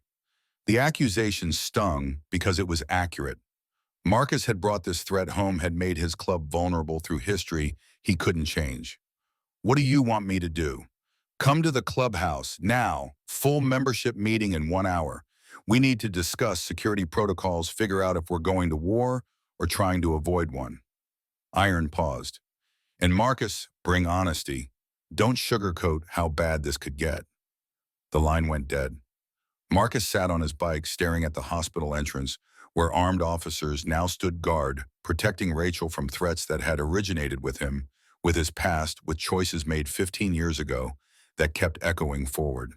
He could leave, could ride out of Lodge and never come back, could remove himself from the equation and maybe protect the people around him by sheer absence. But that wasn't how he was built, wasn't what the Marines had taught him, and abandoning Rachel now would be the same as letting Davies die in Fallujah, a betrayal of every code that mattered. He started the engine, let the roar announce his departure, and headed toward the clubhouse through streets that felt hostile now. Every shadow potentially concealing watchers, every vehicle potentially tracking his movement. The paranoia was earned. Black Venom knew his patterns, knew his vulnerabilities, and according to Rachel, they'd been conducting surveillance. He varied his route, took unnecessary turns, checked mirrors, obsessively fell back into combat protocols he hadn't used since Baghdad. The clubhouse appeared through trees like sanctuary or trap, depending on perspective, its lit windows suggesting gathering already underway. Marcus parked beside a dozen other bikes, their chrome reflecting moonlight, their presence representing both protection and complication. He walked toward the entrance with the heaviness of a man about to face judgment from the only family he had left. The main room fell silent when he entered, 28 men turning to assess him, his blood-stained clothes, his exhausted posture, his visible 1,000-yard stare. Tommy stood near the bar, the kid's new patch seeming to weigh him down, his face showing the anxiety of someone who sensed disaster approaching but couldn't identify its shape. Iron sat at the central table beside Hammer, and the VP's expression promised conflict. "Everyone's here." Iron's voice carried absolute authority. "Meeting room, now." They filed through the door marked private, arranging themselves on benches with the familiar choreography of men who'd done this hundreds of times. Marcus took his usual spot, aware of gazes tracking his movement, aware of the blood visible on his shirt, drawing eyes and questions. Iron rapped the gavel 3 times, establishing order. "We got a situation. Black Venom Motorcycle Club has become active in our territory. Tonight they attempted to murder a police officer, and our brother Reaper was first on scene. He's going to explain what happened, and then we're going to discuss how this affects the chapter." Reaper. Marcus stood, felt the weight of 28 pairs of eyes, and began. He walked them through everything: Rachel's warning, the ambush, his involvement in first aid, the hospital, the detective's request for cooperation, Rachel's information about Ghost Martinez having evidence. He left nothing out, including Viper's message, including the threats against Tommy and Lisa, including the reality that his past had become the chapter's present danger. When he finished, silence held for exactly 5 seconds before Hammer stood, his bulk seeming to fill the room beyond physical dimensions. This is exactly what I warned about. Reaper helps a cop, and now we're in the middle of police business. We're going to have detectives sniffing around, we're going to have heat, and all because one member can't let go of playing soldier. The attack was personal, designed to wound, and Marcus felt it land even as he maintained external calm. But before he could respond, Preacher stood, the old member's voice carrying the authority of age and long memory. Reaper didn't create this situation. Viper did 15 years ago when his brother attacked that woman. Marcus did what any of us would have done, stopped a violent assault. The fact that it ended with Cobra dead is tragedy, but it's not Marcus's fault. And tonight, Hammer turned his aggression on Preacher. Finding that cop, calling it in, getting involved, that's not his fault either. He could have walked away, could have let police handle police problems. Instead, he plays hero and drags us into a war with Black Venom. Tommy stood in the room tensed because prospects, even newly patched members, didn't interrupt during serious club business. But the kid's voice was steady, carrying conviction that bordered on reckless. Reaper taught me that honor matters more than convenience, that when someone needs help, you help them. Isn't that what this club's supposed to be about? Brotherhood, loyalty, standing up when others would walk away? Hammer's face went red, veins standing out on his forehead. You've been a full member for 3 hours, kid. Don't presume to lecture me about what this club means. Then maybe you should remember what it meant when you were young, when you needed someone to stand with you instead of judge you. The room erupted in argument, multiple members shouting over each other, the careful order of club meeting dissolving into chaos that threatened to fracture relationships built over decades. Iron brought the gavel down hard enough to crack wood, the sound cutting through noise with physical force. Enough. Silence crashed back, everyone frozen in whatever gesture they'd been making, whatever word they'd been about to speak. Iron stood slowly, his face showing something Marcus had never seen before: exhaustion that went beyond physical tiredness, a weariness that seemed to come from his bones. Derek makes a point. This situation brings heat. It complicates our relationship with law enforcement. It puts the chapter at risk. Iron paused, looked directly at Marcus. But Preacher and Tommy also make points. We don't abandon our principles just because following them is dangerous. And we don't throw brothers to the wolves because their past creates problems. Hammer started to object, but Iron silenced him with a raised hand. Here's what's going to happen. Marcus continues working with police. He overrode the protests before they could build momentum. But he does it as individual, not as club representative. Black Venom comes after him, we defend our brother. But we're not going to war over this. We're going to be smart, careful, and legal. Anyone got problems with that approach, now's the time to speak. The silence that followed contained consent mixed with resentment, acceptance layered with doubt. Nobody spoke, which meant nobody openly defied presidential decision, which meant the matter was settled according to club law, even if personal feelings remained unresolved. Good. Now, security protocols. We increase patrols, we travel in pairs. Minimum, we stay alert. Blade you coordinate watch rotations. Make sure someone's always at the clubhouse. Make sure nobody's alone and vulnerable. Marcus, you're at high risk. I want you checking in twice daily. And if you're going anywhere isolated, you take backup. Marcus nodded, accepting the restriction, even as it chafed against his instinct for solitude. Iron continued laying out protocols, establishing procedures, transforming loose association into something more structured, more military, more appropriate for an organization preparing for conflict. The meeting ended 90 minutes later, members dispersing with new assignments, new awareness, new understanding that their comfortable routine had been disrupted by external threat. Marcus remained seated as others filed out, exhaustion pinning him to the bench like physical weight. Iron approached, lowered himself onto the bench beside Marcus, with careful movements that suggested pain he was hiding. You did the right thing tonight, helping that cop. Don't let Hammer make you doubt it. I brought this on the club. Viper brought this on the club. You're just the excuse he's using. Iron was quiet for a moment, then reached into his pocket and pulled out a folded piece of paper. Read this later. when you're alone. Marcus took the paper, felt its weight, resisted the urge to unfold it immediately. Iron stood, placed a hand on Marcus's shoulder with unusual gentility. Get some rest. Tomorrow's going to be complicated. Tommy was waiting in the main room when Marcus emerged, the kid perched on a bar stool nursing a beer. He wasn't really drinking. When he saw Marcus, relief flooded his face so obviously it was almost painful to witness. I thought I was worried Hammer might convince them to expel you. Takes more than Hammer's opinion to expel a member. But thanks for speaking up. Took courage. Tommy shrugged, trying for casual and missing. Just said what was true. He hesitated, then plunged ahead with the question clearly consuming him. Is the cop going to make it Sergeant Vance? She's tough. Mitchell thinks she'll pull through. Good. That's good. Tommy finished his beer in one long swallow, set the bottle down with careful precision. I meant what I said in there, about honor mattering.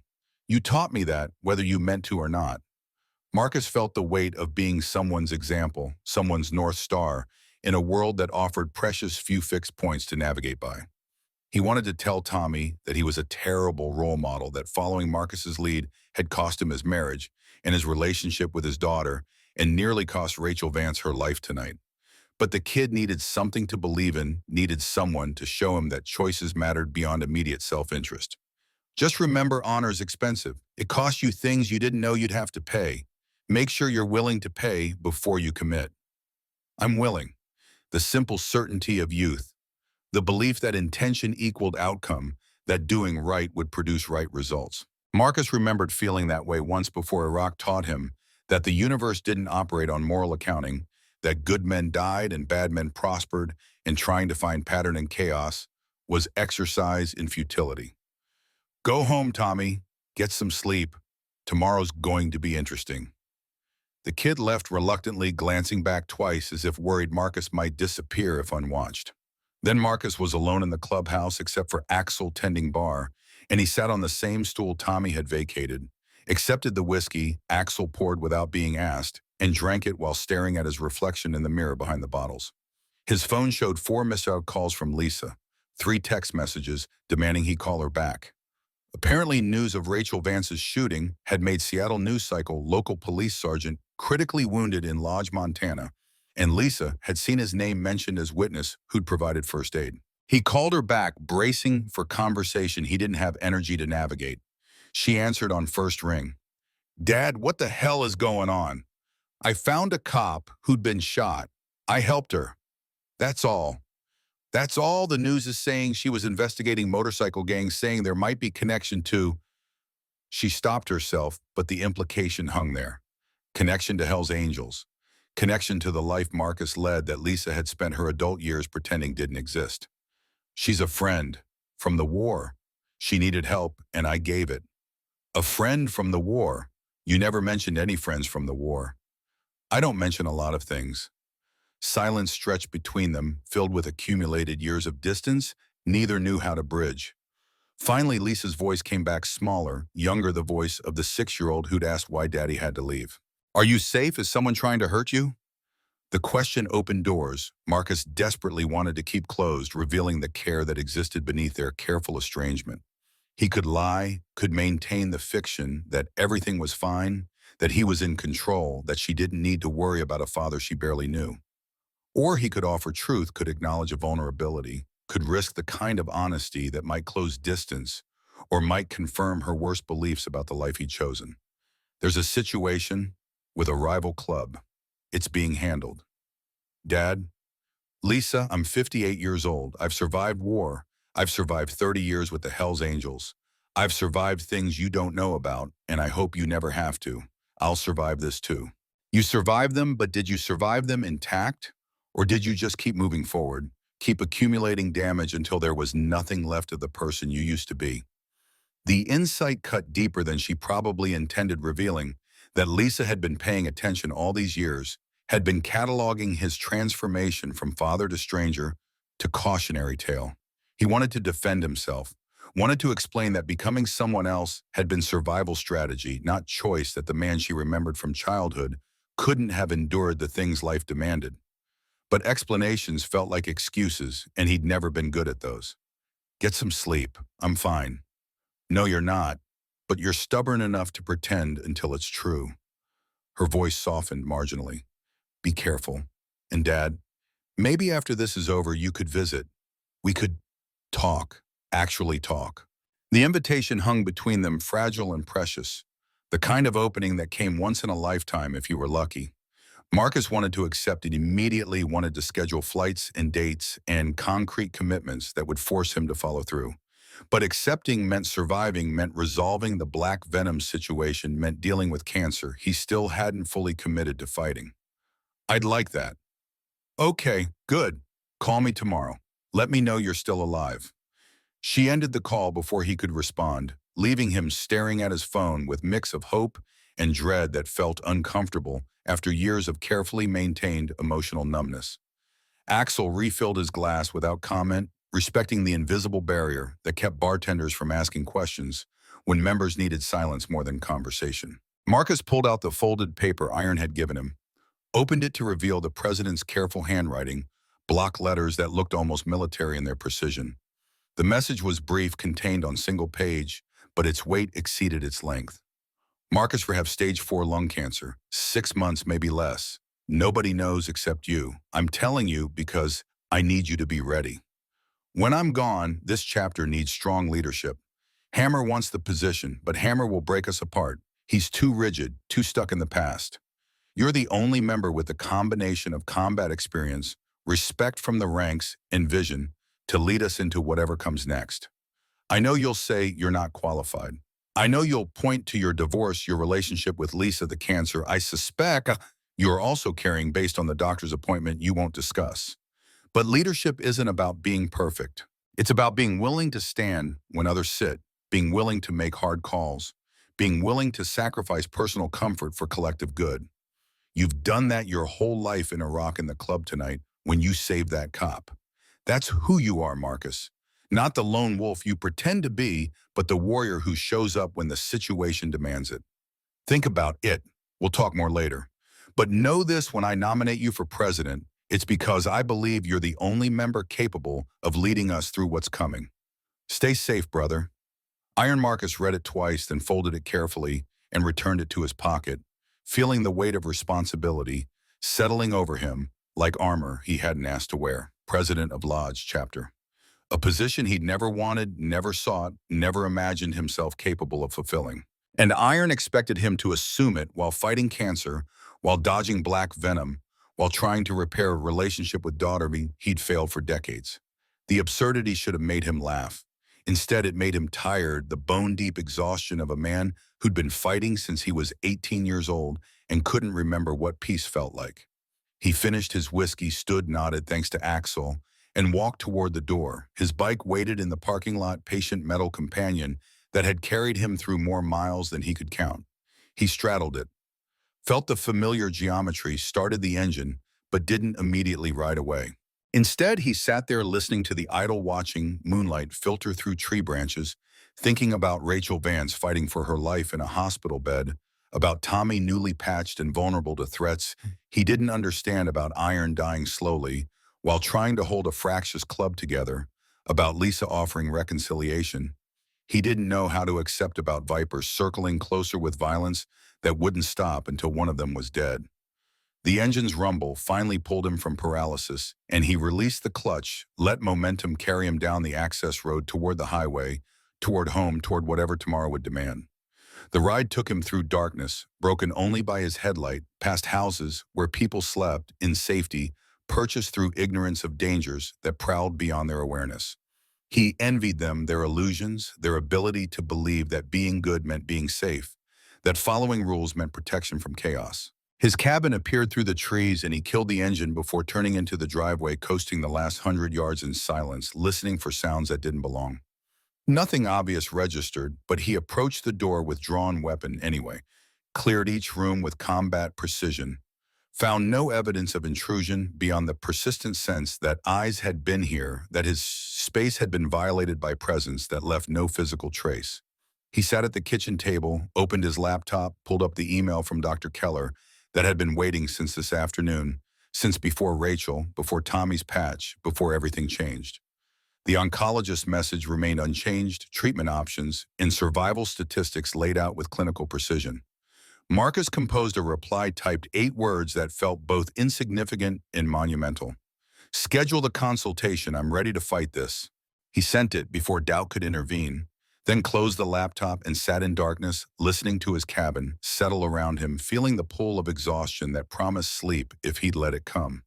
But sleep meant dreams, and dreams meant Fallujah, meant his sister's crash site, meant Cobra dying in parking lot, meant all the ghosts he'd accumulated, who waited for darkness to remind him that survival wasn't the same as living. His phone buzzed. Brennan message brief, Vance stable, asking for you again tomorrow morning. Also, Captain Morris didn't show for shift. Wife says he left last night, hasn't been home. Need to talk ASAP.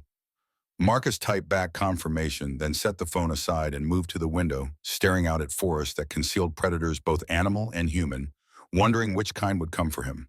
First wondering if Ghost Martinez was still alive somewhere out there, wondering if any of them would survive what was coming. The night offered no answers, just darkness and cold, and the certainty that tomorrow would bring new complications, new threats, new choices between what was easy and what was right. Marcus Sullivan, 58 years old, cancer growing in his body, ghosts haunting his past, stood alone in his cabin and made the only decision that mattered. He would show up. He would fight. And he would protect the people who'd been foolish enough to care about him, even if it cost him everything. Outside, the forest was silent. But somewhere in that silence, Vincent Viper Castellano was planning his next move, and Eddie Ghost Martinez was hiding with the evidence that could end Black Venom's reign, and Captain Morris was missing with knowledge that could expose the leak, and all of it was converging on Marcus Sullivan like tides pulled by gravity he couldn't control. The war had begun, and this time there would be no ambiguity about who survived and who didn't. Dawn arrived like an accusation, pale light filtering through pine branches to expose Marcus's cabin in all its stark impermanence, a structure that had never quite become home despite 12 years of occupation. He'd slept 3 hours in fractured intervals, each awakening, triggered by sounds that might have been wind or might have been footsteps, his hand moving automatically toward the .45 on the nightstand before consciousness caught up to reflex. The final time he woke at 5:47, according to the digital clock that glowed like a small green verdict, he abandoned the pretense of rest and moved through his morning routine with mechanical precision. Coffee first strong enough to strip paint, the ritual of grinding beans and measuring water providing structure when his mind wanted to spiral into infinite complications. He stood at the kitchen window watching light strengthen across the clearing, cataloging sightlines and approach vectors the way he'd done in Fallujah, the way he apparently couldn't stop doing now that Black Venom had transformed his property from sanctuary into potential battlefield. A deer emerged from the tree line, paused to test the air, then disappeared back into forest with the kind of fluid grace that reminded Marcus how clumsy humans were, in comparison how vulnerable despite their weapons and their certainty. His phone showed 2 messages, Brennan confirming Rachel wanted to see him at 10, and Tommy asking if Marcus needed company for the hospital visit.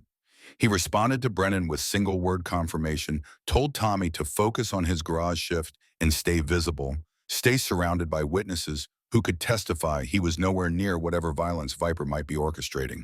The kid's enthusiasm made him a target, made him leverage Black Venom could use, and keeping Tommy safe meant keeping him distant, even as it contradicted every instinct about brotherhood requiring proximity. The shower ran hot enough to hurt steam filling the cramped bathroom, while Marcus stood under spray that couldn't quite wash away the persistent sensation of Rachel's blood on his hands. He'd scrubbed them 3 times last night, watched rusty water circle the drain, but the feeling remained phantom. Weight, phantom, responsibility for violence he hadn't committed, but hadn't prevented either. Viper's message echoed through his thoughts. This is just the beginning. Not threat exactly, more like promise, the kind of declarative statement that said outcomes were already determined, that resistance would only change the manner of suffering, not its inevitability. He dressed in clean clothes, strapped on the .45. With practiced efficiency, pulled on his leather vest that had been returned from the hospital in a plastic bag marked personal effects. The vest showed damage, Rachel's blood stained into the leather in patterns that resembled continental drift geographic markers of how close she'd come to dying. He should have thrown it away, should have replaced it with new leather unmarked by consequence. Instead, he wore it like evidence, like testimony, like visual reminder of why the easy choice wasn't always the right one. The ride to St. Mary's took him through Lodge's morning commute civilians, heading to jobs that paid mortgages and funded retirements, their faces showing the stress of people who believed their problems were large because they'd never encountered genuinely large problems. Marcus envied them their illusions. Even as he despised the fragility, those illusions represented the belief that safety was natural state, that violence was aberration, that bad things happened to other people, in other places but never here. Never to us, never to anyone who followed the rules.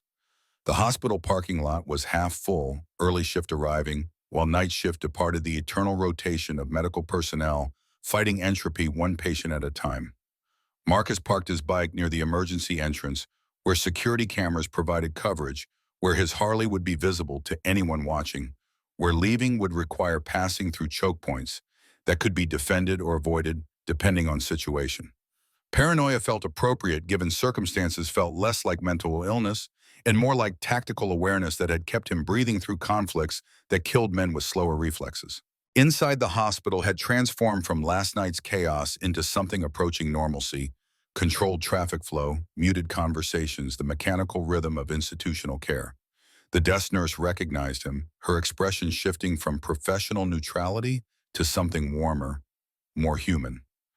Sergeant Vance is awake and asking for you. Room 412, fourth floor. Detective Brennan is already up there. Marcus took the elevator, watched floor numbers increment, with mechanical certainty emerged into a corridor that smelled like antiseptic and recycled air. 4 uniformed officers flanked Rachel's door, now instead of 2, their postures suggesting alertness edging toward boredom, the stance of people assigned to guard duty who didn't genuinely believe threats would materialize during their watch. They straightened when Marcus approached, hands moving toward weapons with automatic caution. Marcus Sullivan, Sergeant Vance asked to see me. The lead officer, nameplate reading Davidson, spoke into his radio, received confirmation, then stepped aside with the careful distance of someone allowing access while maintaining readiness to revoke it instantly. Marcus pushed through the door into a private room where Rachel lay propped on elevated bed, looking significantly better than last night, but still diminished. Still marked by trauma that had nearly killed her. Brennan stood by the window, silhouetted against morning light, his face showing exhaustion that suggested he'd been here all night. He turned when Marcus entered, offered slight nod that contained acknowledgement, and continued wariness, mixed in proportions Marcus couldn't quite calculate. Sullivan, thanks for coming. Rachel's eyes found Marcus with focus that suggested pain medication had been reduced, that doctors had decided she was stable enough to tolerate discomfort in exchange for clarity. Her right hand lifted slightly in greeting, IV line trailing behind like tether, keeping her connected to machines that monitored her continued existence. You look better than last night. Low bar. Her voice was stronger, less drugged, carrying traces of the competence he remembered from Iraq. Dr. Mitchell says I'll recover. Says the field medicine you did bought me enough time. She paused, seemed to be gathering strength. Thank you for not walking away. Marines don't walk away. Apparently neither do Hell's Angels. The observation landed with weight. Neither of them wanted to examine implications about loyalties that transcended organizational affiliation, about codes that operated beneath surface antagonisms. Brennan cleared his throat, pulling attention back to present circumstances. Rachel's been briefing me on her investigation. She's agreed to bring you into the loop given your unique position. His tone suggested he still wasn't comfortable with this arrangement, but had accepted necessity overrode preference. But first I need to know, has Black Venom made any direct contact with you since last night? Marcus shook his head. Nothing. But they know where I live, they know my patterns. If they wanted contact, they'd have made it. Which means they're waiting, building towards something. Brennan moved to the bed, pulled up a chair, gestured for Marcus to do the same. Rachel's investigation has been tracking Black Venom's distribution network. They're running fentanyl through Lodge, using the town as hub for wider distribution across Montana, Wyoming, and Idaho. Conservative estimate puts their operation at $2 million annually, with growth trajectory suggesting they're expanding aggressively. Rachel picked up the narrative, her voice steady despite obvious pain. Viper's the operational VP, handles enforcement and logistics. But he's not the brains. There's someone above him. Someone providing protection and intelligence that's kept them ahead of law enforcement for 18 months. Every time we've gotten close to making arrests, they've known in advance. Raids hitting empty warehouses, informants disappearing, evidence vanishing before we could secure it. The leak. The leak. Rachel's expression hardened. 5 people knew about my meeting with Ghost yesterday, me, Brennan Cross, Captain Morris, and D.A. Winters. One of them told Black Venom, or someone close to them did, and until we identify who everyone working this case is compromised. Marcus processed the implications, military training, automatically arranging information into threat assessments and operational vulnerabilities.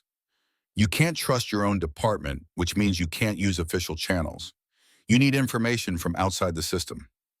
That's where you come in. Brennan leaned forward, elbows on knees, face showing the intensity of a man making decisions he'd never imagined having to make. You have access to the outlaw world we don't.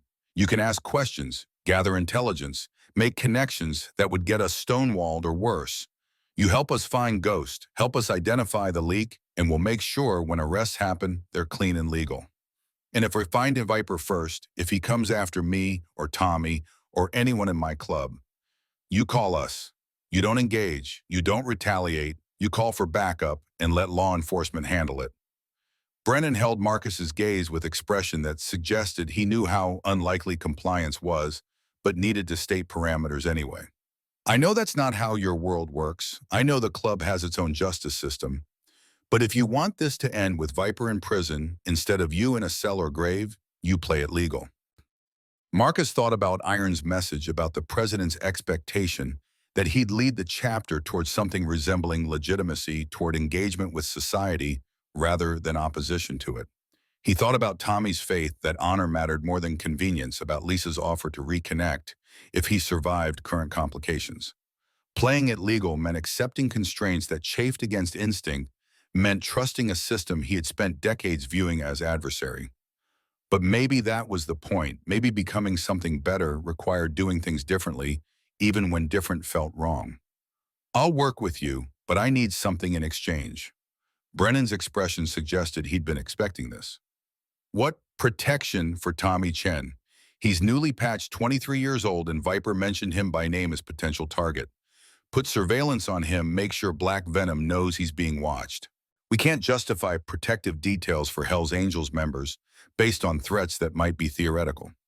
Then make it not theoretical. Use him as bait if you have to, but keep him safe while you're doing it. Rachel spoke up from the bed, her voice carrying authority despite her horizontal position. We can do that. Discreet surveillance, protective, follow justification being he's potential witness to my assault since he was at the clubhouse when Marcus got the call. She looked at Brennan. It's within policy parameters, and it gives us additional eyes on Black Venom activity. Brennan considered, then nodded reluctant acceptance. Fine, but Sullivan, you keep that kid out of trouble. I don't want him doing anything stupid trying to prove himself. Agreed. They spent the next 90 minutes walking through Rachel's investigation in detail. Distribution routes known, Black Venom members, financial transactions that suggested money laundering through legitimate businesses, connections to suppliers in Canada who were themselves connected to cartels operating out of Mexico. The scope was larger than Marcus had imagined, transforming what he'd thought of as local motorcycle club into node and international trafficking network worth hundreds of millions. Rachel had been close to breaking it open, had identified a weak link, Edward Ghost Martinez, former Black Venom member, who'd left the club 2 years ago and was trying to go straight. Ghost worked at an auto repair shop, kept his head down, wanted nothing to do with his former life. But Rachel had convinced him to cooperate, had promised witness protection and immunity in exchange for testimony about Black Venom's operations. The meeting where she'd been ambushed was supposed to be final evidence transfer. Ghost was bringing documents, photographs, recordings that would have formed foundation of comprehensive federal case. Ghost is terrified now. He's gone dark, won't answer calls, probably thinks I'm dead, and Black Venom is coming for him next. Rachel shifted in bed, wincing at the pain movement caused. If you could find him, convince him to still cooperate, it would salvage the investigation. He's got a sister in Billings, Jennifer Martinez, works at the hospital there. That's the only lead we have. Marcus filed the information, already thinking through approaches, how to find someone who didn't want finding, how to convince someone legitimately terrified to trust promises from people who'd already failed to protect the last cop who tried to help them. It would require leverage, would require understanding. Ghost psychology would require offering something beyond assurances that wouldn't survive contact with Black Venom's reach. A knock at the door interrupted the conversation. Lieutenant Cross entered her face showing strain that suggested whatever news she carried wasn't good. She glanced at Marcus, seemed to decide his presence was acceptable given circumstances, then focused on Rachel. "We've got a problem. Captain Morris is in the wind. Didn't show up for shift this morning, not answering his phone. His wife says he left yesterday evening and hasn't been home." The information landed like percussion implications detonating in rapid sequence. If Morris was the leak, and if he disappeared, it meant either he'd been compromised himself or he was actively involved beyond simple information sharing. Either scenario suggested the investigation was more corrupted than they'd hoped, that the rod extended further than single bad actor feeding intelligence to criminals. Brennan swore with creative fluency, paced 3 tight circles, then turned to Cross. "His financials. Running them now. Preliminary check shows nothing obvious, but if he's smart, he'd be using offshore accounts or cryptocurrency." "What about his son?" Rachel's question pulled everyone's attention. "Stephen Morris died of overdose 5 years ago. Captain blamed dealers, blamed the system, went through severe depression. Could be relevant." Cross nodded slowly, making connections visible in her expression. Black Venom approaches him with pitch about controlling distribution, reducing harm, making drugs safer. Appeals to his grief, his sense that the system failed his son. He convinces himself he's helping rather than enabling. Then evidence piles up that they're making things worse, not better. Deaths increase, distribution expands, and Morris realizes he's trapped. Can't expose them without exposing himself. Can't stop them because they own him. Brennan's voice carried weary recognition, the tone of someone who'd seen this pattern before. So he runs, either to them for protection or from everyone including them. Marcus listened to them reconstruct Morris's likely trajectory, watched law enforcement personnel grapple with betrayal from within their ranks, understood that their institutional faith was shattering in real time. It reminded him of Iraq, of discovering that friendly fire had killed more Marines in his unit than enemy action, of the corrosion that came from realizing danger could wear familiar face. "I'll find Ghost." The statement emerged before Marcus fully decided to make it instinct overriding calculation. If Morris is involved, Ghost probably knows details about the arrangement. Either way, getting him to safety and getting his evidence becomes priority. You'd need to move fast. Black Venom knows about Ghost, knows he was Rachel's informant. They'll be looking for him too. Cross pulled out her phone, started typing. "I'll send you what we have on his known associates, his last confirmed location, his vehicle description. But Marcus, if you find him, you bring him directly to us. No stops, no delays, no trusting anyone else with his safety." "Understood." Rachel called him closer, her hand reaching for his with urgency that transcended her injuries. When he was near enough, she pulled him down so she could whisper without others hearing clearly. "Ghost has a daughter, 8 years old, lives with her mother in Billings. Lily. If Black Venom finds him first, they'll use her as leverage. Keep that in mind when you're convincing him to trust you." Marcus nodded, filing the information under tactical considerations that made already complicated situation exponentially more dangerous. Protecting Ghost meant protecting his daughter, which meant ensuring Black Venom never identified her location, which meant moving with speed and precision that left no trail for enemies to follow. He left the hospital 20 minutes later, with phone full of information about Ghost Martinez and head full of strategic calculations about how to locate someone who'd been trained by Black Venom to disappear. The morning had advanced toward noon, temperature climbing into the 40s, snow melting from rooftops in patterns that looked like tears running down the faces of buildings.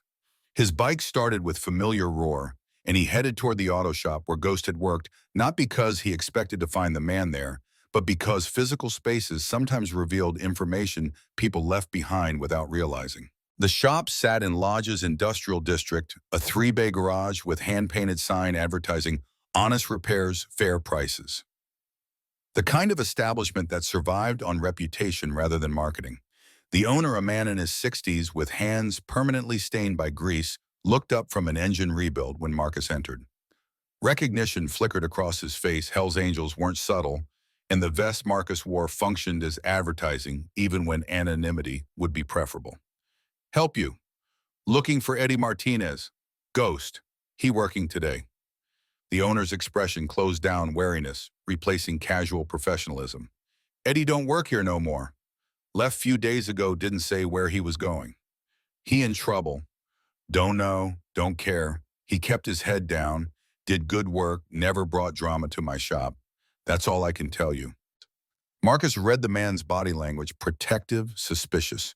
Probably loyal to Ghost in the way that employers defended good employees, even when those employees carried complicated histories. He pulled $200 bills from his wallet, set them on the counter with careful deliberation. I'm not here to cause problems for Eddie. I'm here to help him. He's got information about people who are dangerous, and those people are looking for him. If you know anything that could help me find him first, it might save his life. The owner stared at the money at Marcus at some middle distance where moral calculations happen. Finally, he sighed, the sound containing resignation and concern mixed together. He mentioned his sister a few times. Jennifer Martinez lives in Billings on the north side. Works at the hospital there, I think. Administrative office, third floor. That's all I got. Marcus left the bills on the counter, offered thanks, and returned to his bike. Billings was 2 hours east highway riding that would eat up the afternoon, but provide time to think through approach. He called Tommy while still in the parking lot, needing to check in, needing to confirm the kid was safe and visible. Reaper, hey, I'm at the garage, everything's good. Got like 6 witnesses, including my boss, watching me change oil and rotate tires.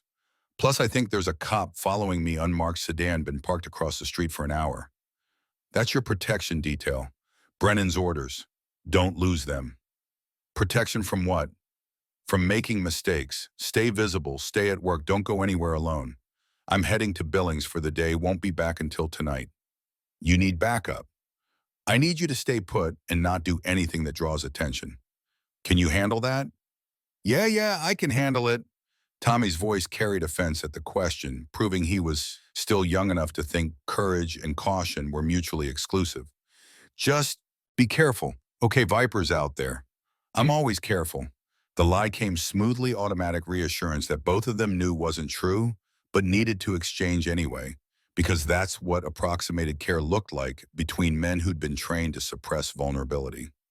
Marcus ended the call, started his bike, and pointed it toward the highway that would carry him east through Montana landscape that looked desolate in winter, all the color leached out, leaving only variations of gray and white and brown. The ride provided rhythm without distraction, his mind processing the investigation's moving parts, while his body handled the mechanical demands of controlling a motorcycle at highway speeds. Morris disappearing suggested either panic or calculation, either running from everyone or running toward Black Venom's protection. Ghost hiding meant he understood the danger meant Rachel's attack had served its purpose of demonstrating what happened to people who cooperated with law enforcement. Finding Ghost required offering something more valuable than fear, hope, protection, guarantee that cooperation wouldn't end with him bleeding out in an alley. Billings emerged from flatness like civilization's compromise with emptiness, buildings rising against horizon in defiance of space that suggested human presence was temporary intrusion rather than permanent establishment. Marcus navigated to the north side, used his phone to locate the hospital where Ghost's sister supposedly worked, found visitor parking, and entered through main entrance that smelled like every hospital antiseptic covering decay sterility imposed on biology's messy reality. The information desk directed him to Jennifer Martinez in administration, third floor office 314. He took stairs instead of elevator, using the climb to transition from riding mode to people mode to arrange his face into something less threatening, to remember how to interact with civilians who had no context for understanding what his vest represented. Jennifer Martinez looked up when he knocked, her expression immediately wary. She was younger than Ghost by several years, maybe 35, with the same sharp features and dark eyes that suggested intelligence operating behind careful reserve. She took in his appearance, the vest, the patches, the general aura of someone who existed outside normal social contracts, and her hand moved toward her phone with obvious intent. I'm not here to cause problems. I'm looking for your brother Eddie. He's in danger and I can help. I don't know where he is. The statement came too quickly, too rehearsed, proving she absolutely knew, and was protecting him with the kind of loyalty that suggested Ghost had earned her trust through actions rather than just blood relation. Marcus stayed in the doorway, didn't close the door, kept his hands visible so she could track them, maintained every element of non-threatening body language he could manufacture. Black Venom tried to kill a police officer 2 nights ago, Sergeant Rachel Vance. She's investigating them, and your brother was helping her. Now they're looking for Eddie, and when they find him, they'll kill him. I can prevent that, but only if I get to him first. Why would I trust you? You're Hell's Angels. You're exactly the kind of people Eddie's been trying to get away from. Because Rachel Vance asked me to find him. Because I pulled her out of an alley where she was bleeding to death. Because I'm the only person offering to help your brother who has the skills to actually do it. Marcus paused, letting that sink in. And because Eddie has a daughter, Lily, 8 years old, if Black Venom gets to Eddie, they won't stop there. They'll use Lily to make him talk to find out what he told Rachel to make sure he suffers before they kill him. Is that what you want? Jennifer's face went pale, the color draining so quickly, Marcus thought she might faint. She sat down heavily in her chair, stared at her desk, seemed to be having internal debate about trust and risk and which betrayal would cost more. How do you know about Lily? Rachel told me, before she went into surgery. She said to remind Eddie that protecting him means protecting his daughter, and that can't happen if he's hiding from everyone, including the people trying to help. Jennifer studied him with intensity that suggested she'd developed good instincts for evaluating threats, probably necessity, given her brother's history. She pulled up something on her computer, wrote an address on sticky note with shaking hand, then held it out like she was handing over something infinitely more valuable than paper and ink. He's at my cabin, about 40 miles northwest of here, up in the Beartooth Mountains. There's barely any cell service. You'll need to drive there. She paused, met his eyes directly. If you're lying, if you hurt him, I'll make sure every cop in Montana knows exactly who you are and what you did. Fair enough. Marcus took the note, memorized the address, then handed it back to her. One more thing. Do you have a recent photo of Eddie, something I can show him so he knows you sent me? Jennifer hesitated, then pulled out her phone, scrolled through images, selected one, showing her and Ghost at what looked like a family barbecue. Both smiling, both relaxed, both looking like people who'd found peace after turbulent history. She sent it to Marcus's number, and his phone buzzed with the incoming message. Thank you. I'll bring him back safe. You better. He's all the family I have left. The drive northwest took him out of Billings and into mountains that rose like ancient monuments to geological violence, peaks still holding snow that wouldn't melt until late spring. The highway degraded into mountain roads that degraded into dirt tracks, that tested his bike's suspension and his own skill keeping it upright on surfaces that alternated between mud and ice. The address Jennifer had provided led to a cabin even more isolated than Marcus's own, tucked into valleys surrounded by pine forest that blocked sightlines and muffled sound. He approached slowly, engine idling, watching for movement, for the glint of rifle scope, for any indication Ghost had decided to fortify his position. The cabin looked abandoned from distance, no smoke from chimney, no vehicle visible, no obvious signs of the habitation.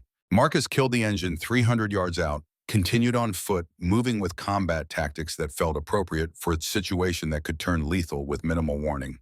Eddie Martinez, Ghost, I'm Marcus Sullivan, Hell's Angel. Jennifer sent me. Rachel Vance is alive and she needs your help. His voice carried across the clearing, without echo, absorbed by forest that felt oppressively present. No response came, no movement, no sound beyond wind through branches and distant bird-calling territory.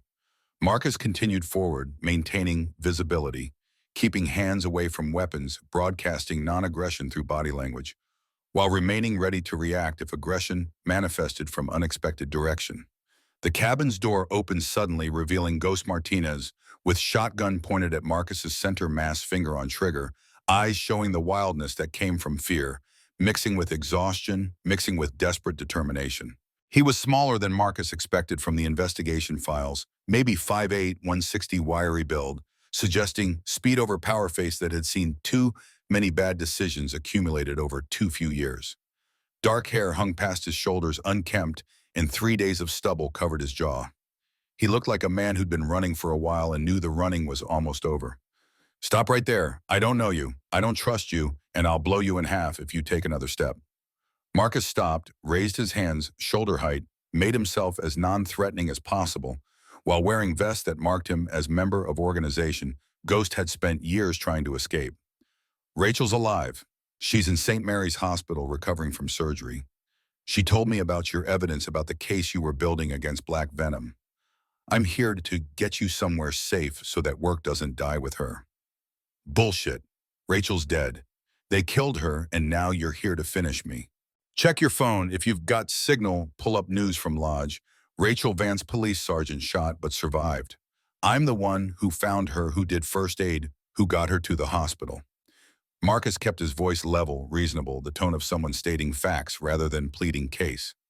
I'm not Black Venom. I'm not here to hurt you. I'm here because Rachel asked me to find you before they do. Ghost's hands trembled on the shotgun finger, still on trigger, internal debate, visible in the micro-expressions crossing his face. Marcus could see the calculation happening. Trust a Hell's Angel wearing blood-stained vest, or stay hidden, and hope Black Venom never found this location.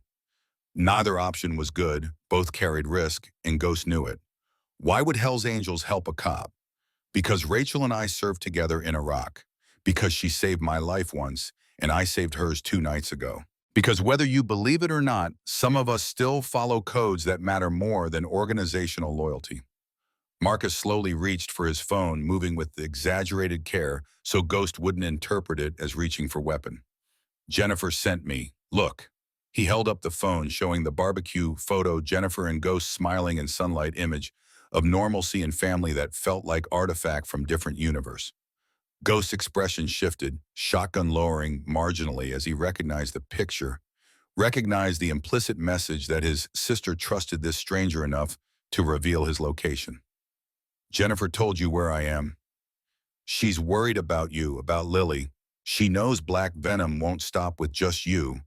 They'll go after everyone you care about to make sure the evidence stays buried. Marcus lowered his hands slowly, non-threatening. Let me help. Let me get you and Lily somewhere safe. Let me make sure the evidence gets to people who can use it to put Viper away for good. Ghost studied Marcus for long seconds, then seemed to reach decision. He lowered the shotgun completely, stepped aside from doorway, gestured for Marcus to enter. The cabin's interior was sparse camping gear, supplies sufficient for extended isolation, laptop that presumably held the evidence. Rachel had mentioned duffel bag that probably contained Ghost's entire life reduced to what he could carry. Ghost moved to check his phone, struggled with signal, finally got enough bars to load news websites. His face transformed when he saw headlines confirming Marcus's story. Lodge police sergeant survives ambush. Hell's Angel credited with saving officer's life. Jesus, I thought when I heard shots when I ran, I thought they'd killed her. Ghost's voice broke, guilt and relief mixing together. I left her there. I heard the ambush start and I ran. You did what she told you to do. She went into that meeting knowing it might be a trap. Your job was to survive and protect the evidence. That's what you did. Some protection.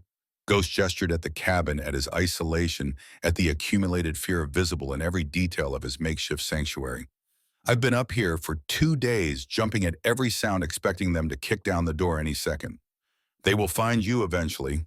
Black Venom's good at what they do, and you left a trail getting here. Vehicle, gas stations, security cameras, all breadcrumbs they can follow. Marcus looked around the cabin, cataloging supplies and defenses, automatically assessing how long Ghost could hold out if Black Venom found this location. Not long was the answer, maybe hours if he was lucky. You can't stay here. Come with me. Let me get you to people who can protect you and your daughter. Protect me like they protected Rachel. Ghost's laugh was bitter, containing no humor. The cops have it a leak. Someone feeding Black Venom everything the police know. How am I supposed to trust that protection is real? You don't trust the system. You trust me. One person, one set of promises, one guarantee that I'll die before I let Black Venom get to you or Lily. The grandiosity of the statement should have sounded absurd, should have invited mockery or skepticism. Instead, Ghost responded to the absolute certainty in Marcus's voice, recognized something that transcended reasonable assurance, and entered territory of covenant. He sat down on the camping cot that served as his bed, put his head in his hands, seemed to be carrying weight that exceeded physical dimensions. Why would you die for someone you just met? For some screwed-up ex-Black Venom? Nobody who made every wrong choice possible before finally trying to do one right thing. Marcus thought about Davies in Fallujah, about holding that kid while life drained away, about promises made to dying Marines that he'd been powerless to keep. He thought about his sister, about arriving at the crash site too late, about the persistent guilt of surviving when better people hadn't. He thought about Rachel bleeding in an alley, about Tommy's faith that honor mattered, about Iron's expectation that Marcus could lead people toward something resembling redemption. Because I've failed to save too many people. Because I'm tired of adding names to the list of people I let down. Because you've got a daughter who deserves to grow up with a father, and I know what it's like when kids lose their parents too soon. He held Ghost's gaze without flinching. So are you coming, or are you staying here to wait for men who will absolutely kill you when they arrive? Ghost looked around at his temporary sanctuary, seemed to realize how inadequate it was, how temporary safety had always been. He moved to the laptop, began packing it carefully along with external drives and manila envelopes Marcus couldn't read from distance. His movements were methodical, practiced the choreography of someone who'd packed and run before, who knew exactly what mattered enough to carry and what could be left behind. There's one condition, Lily. She lives with her mother, my ex Carmen, in Billings. If I do this, if I cooperate and testify and help put Black Venom away, they'll know about her. They'll use her to get to me. Ghost's voice carried the edge of panic, threatening to break through surface control. I need to know she'll be safe before I hand over anything. We protect her, get her and Carmen into witness protection before any of this becomes public. Brennan can arrange it. He's got federal contacts, can expedite the process. Can you guarantee that? Marcus thought about the question, about the difference between promise and certainty, about how many variables existed between intention and outcome. He couldn't guarantee Ghost's daughter's safety any more than he could guarantee his own survival, or Tommy's, or anyone's. But Ghost needed something more than qualified assurance, needed someone willing to stake absolute claim on uncertain future.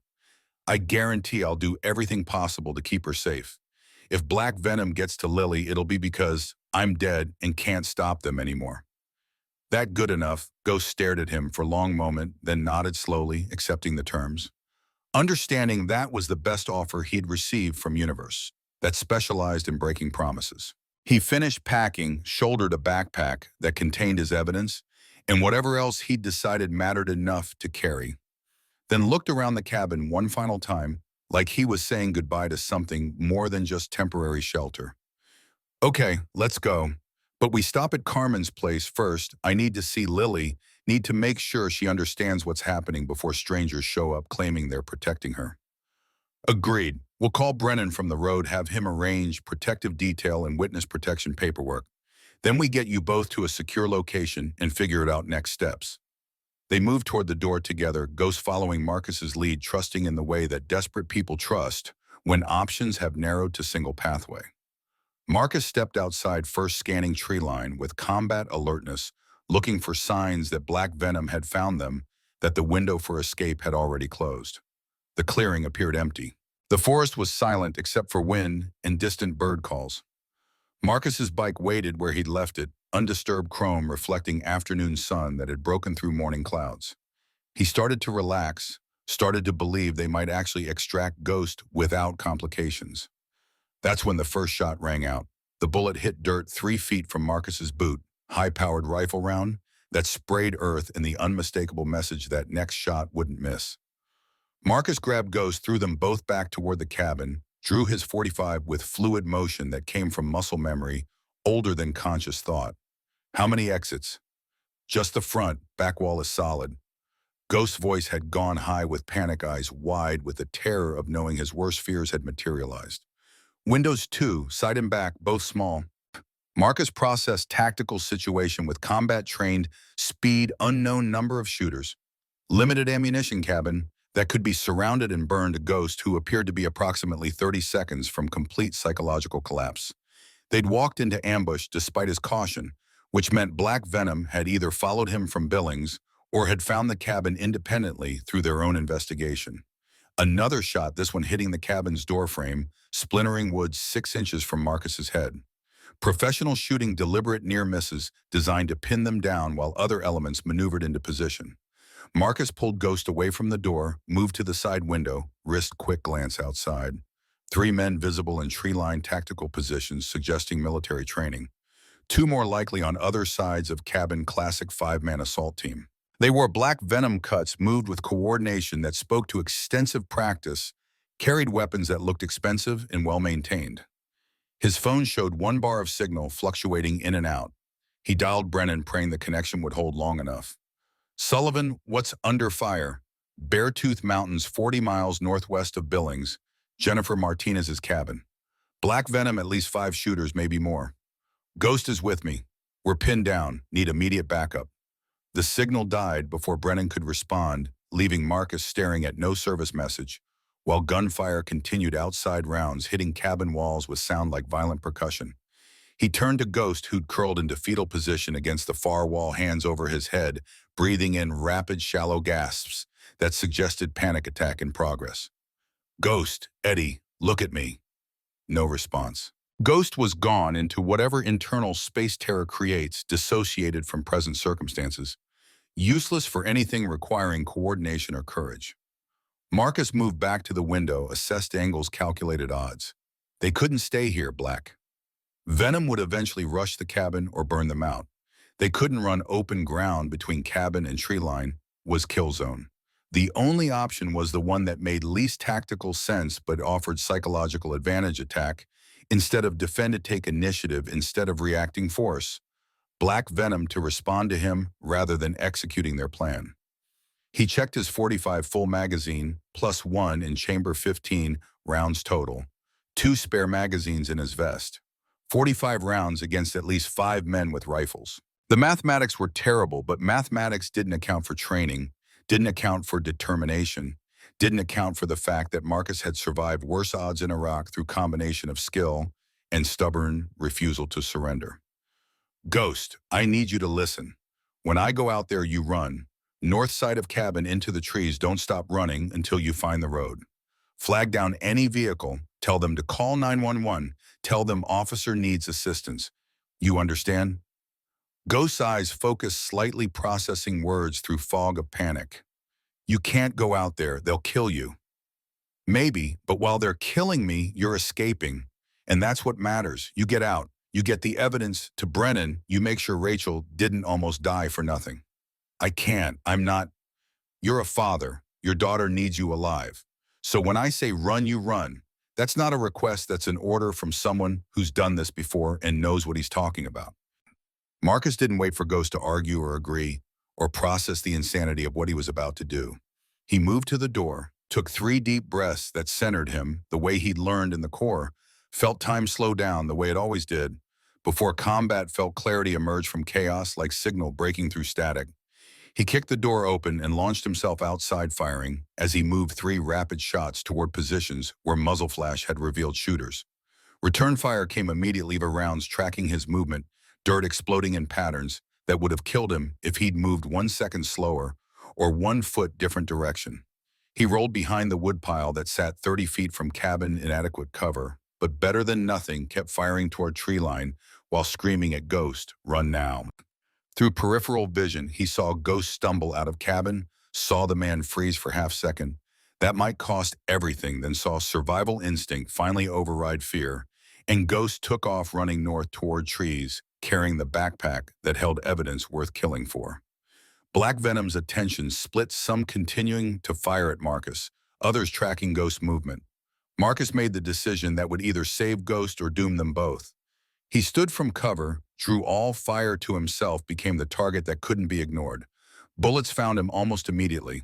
The first round hit his left side below ribcage impact, spinning him sideways but not dropping him. Pain exploded white-hot but distant, adrenaline providing buffer between injury and incapacitation. He kept firing, kept moving, kept being the threat that demanded response. The second round caught his shoulder, right side nerve damage, making his gun hand weak but not useless. He switched to left hand, awkward but functional Marine training, preparing for exactly this contingency. Ghost reached the tree line, disappeared into forest, still carrying the backpack. Mission accomplished. Whatever happened to Marcus now, Ghost had escaped, would survive to deliver evidence, would live to see his daughter grow up. Marcus's vision was narrowing, blood loss starting to affect cognitive function, legs not responding properly to commands from brain that was starting to shut down non-essential systems. He stumbled backward toward the cabin, not retreating, exactly more like controlled collapse toward anything that might provide cover. The shooting stopped. Marcus blinked, confused brain struggling to process why Black Venom wasn't finishing what they'd started. Then he heard engines, multiple vehicles approaching, fast sirens wailing, the cavalry, arriving in form of Montana State Police, whose response time suggested Brennan had routed them from somewhere much closer than Billings. 3 patrol cars screamed into the clearing, officers emerging with weapons drawn, shouting commands that Marcus couldn't quite parse through the ringing in his ears. Black Venom melted back into force like they'd never been there, tactical retreat in face of law enforcement arrival, choosing escape over completing mission. Marcus sat down heavily back against cabin wall, hand pressed to the wound in his side that was bleeding more than seemed compatible with continued consciousness. His phone rang, Tommy's ringtone, but his hands weren't working properly anymore, fingers refusing to grip the device that kept slipping through blood's slick grasp. An officer appeared in his field of vision, young kid with Montana State Police patch, speaking words that sounded like they were coming through water. Medic. We need a medic, man down, multiple GSWs. Marcus wanted to tell him he was fine, wanted to stand up and walk it off. The way Marines did in Iraq, wanted to maintain the fiction of invulnerability that had carried him through 58 years of accumulating damage. Instead, he just sat there watching his blood darken the dirt, thinking about Ghost, escaping with the evidence, about Rachel recovering in her hospital bed, about Tommy safe at the garage with his protection detail, about Lisa in Seattle, waiting for the phone call that would tell her whether her father was alive or dead. His phone was ringing again. Someone else's hands picked it up, answered it, held it to his ear. Marcus, talk to me. I heard shots. I heard. Tommy's voice, frantic, terrified the kid who'd looked to Marcus as father figure, now facing the reality that father figures could die. I'm okay. Ghost got away. Evidence? Safe. Ambulance is coming. They said 15 minutes. You just have to hold on. Tell Iron. Cancer treatment. Starting next week. Tell him I'm fighting. Don't you dare die on me, Reaper. Don't you fucking dare. I need you. We all need you. The phone slipped from his ear, or maybe someone took it away, or maybe his hearing just stopped working properly. Marcus closed his eyes, felt himself drifting, felt the particular cold that came from blood loss reaching critical thresholds. He should have been scared, should have been thinking about all the things left undone, all the people he'd failed, all the ways his life had fallen short of what it could have been. Instead, he felt peaceful. He'd saved Ghost. He'd protected Lily. He'd given Rachel the evidence she needed. He'd shown Tommy what honor looked like, even when it cost everything. Maybe that was enough. Maybe one good death could balance a lifetime of mistakes. Somewhere far away, someone was shouting about blood pressure, dropping, about pupils dilating, about patient going into shock. But Marcus was already somewhere else, somewhere quieter, somewhere that felt like finally coming home after decades of wandering. The last thing he heard before darkness claimed him completely was a voice, Iron's voice, or maybe his own, or maybe just the universe speaking truth he'd always known but never accepted. Warriors don't get to choose when the fight ends. They just show up, they do what needs doing, and they trust that somebody else will carry on after they fall. Then nothing. Just darkness and silence, and the question of whether Marcus Sullivan had finally run out of luck, or whether the universe had one more impossible resurrection left to give. Consciousness returned in fragments, like a transmission breaking through static voices, first urgent and overlapping, then pain that arrived with the subtlety of a freight train, then the rhythmic pulse of helicopter rotors beating air into submission. Marcus tried to open his eyes, found the effort exceeded his current capabilities, settled for cataloging, sensory input, the way he'd been trained to assess situations when vision wasn't available. He was moving, not on ground, airborne, medevac.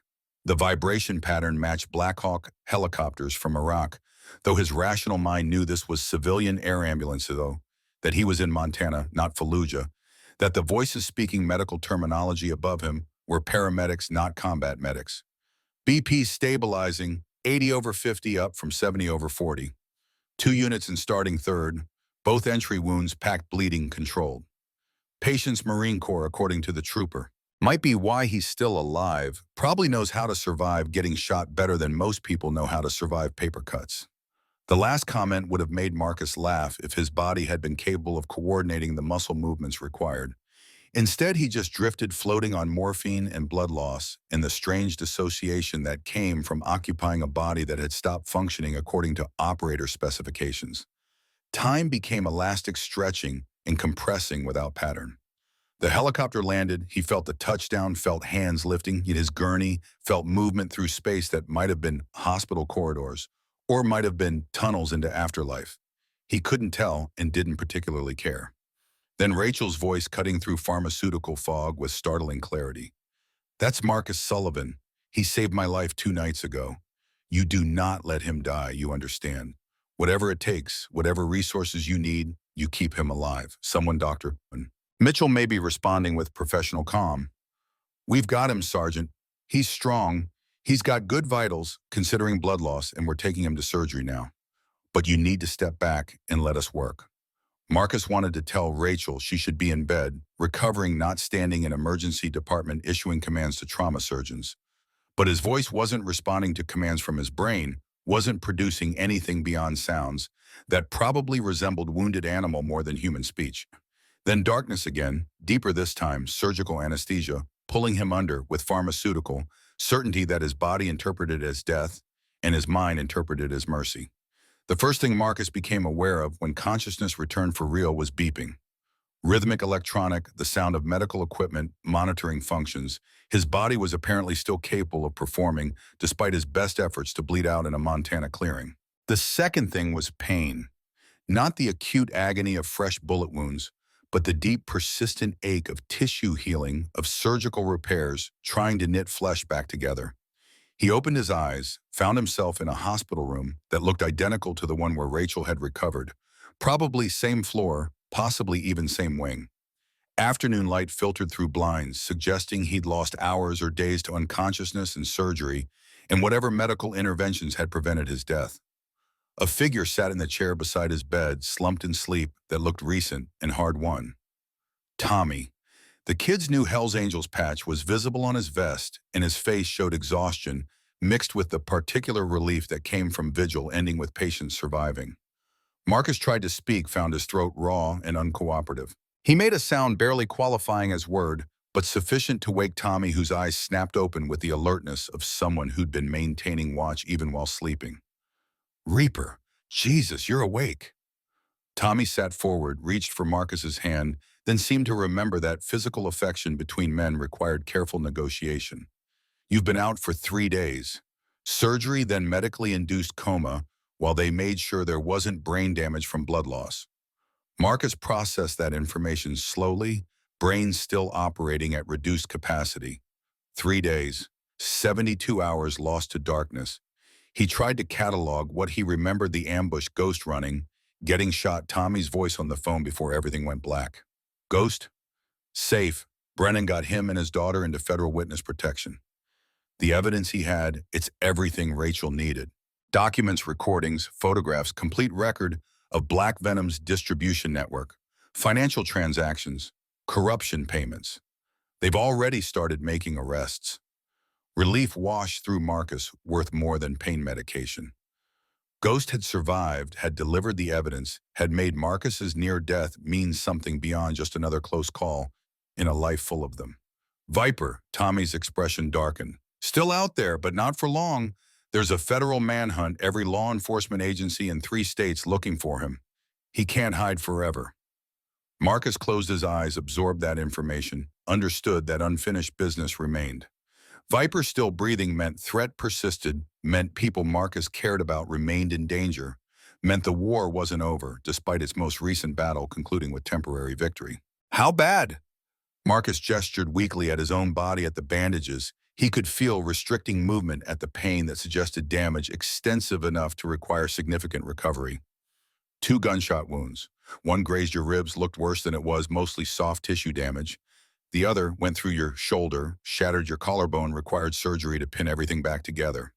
Dr. Mitchell says you'll recover full function eventually, but you're looking at months of physical therapy. Tommy's voice carried the careful neutrality of someone delivering news that was simultaneously good and terrible.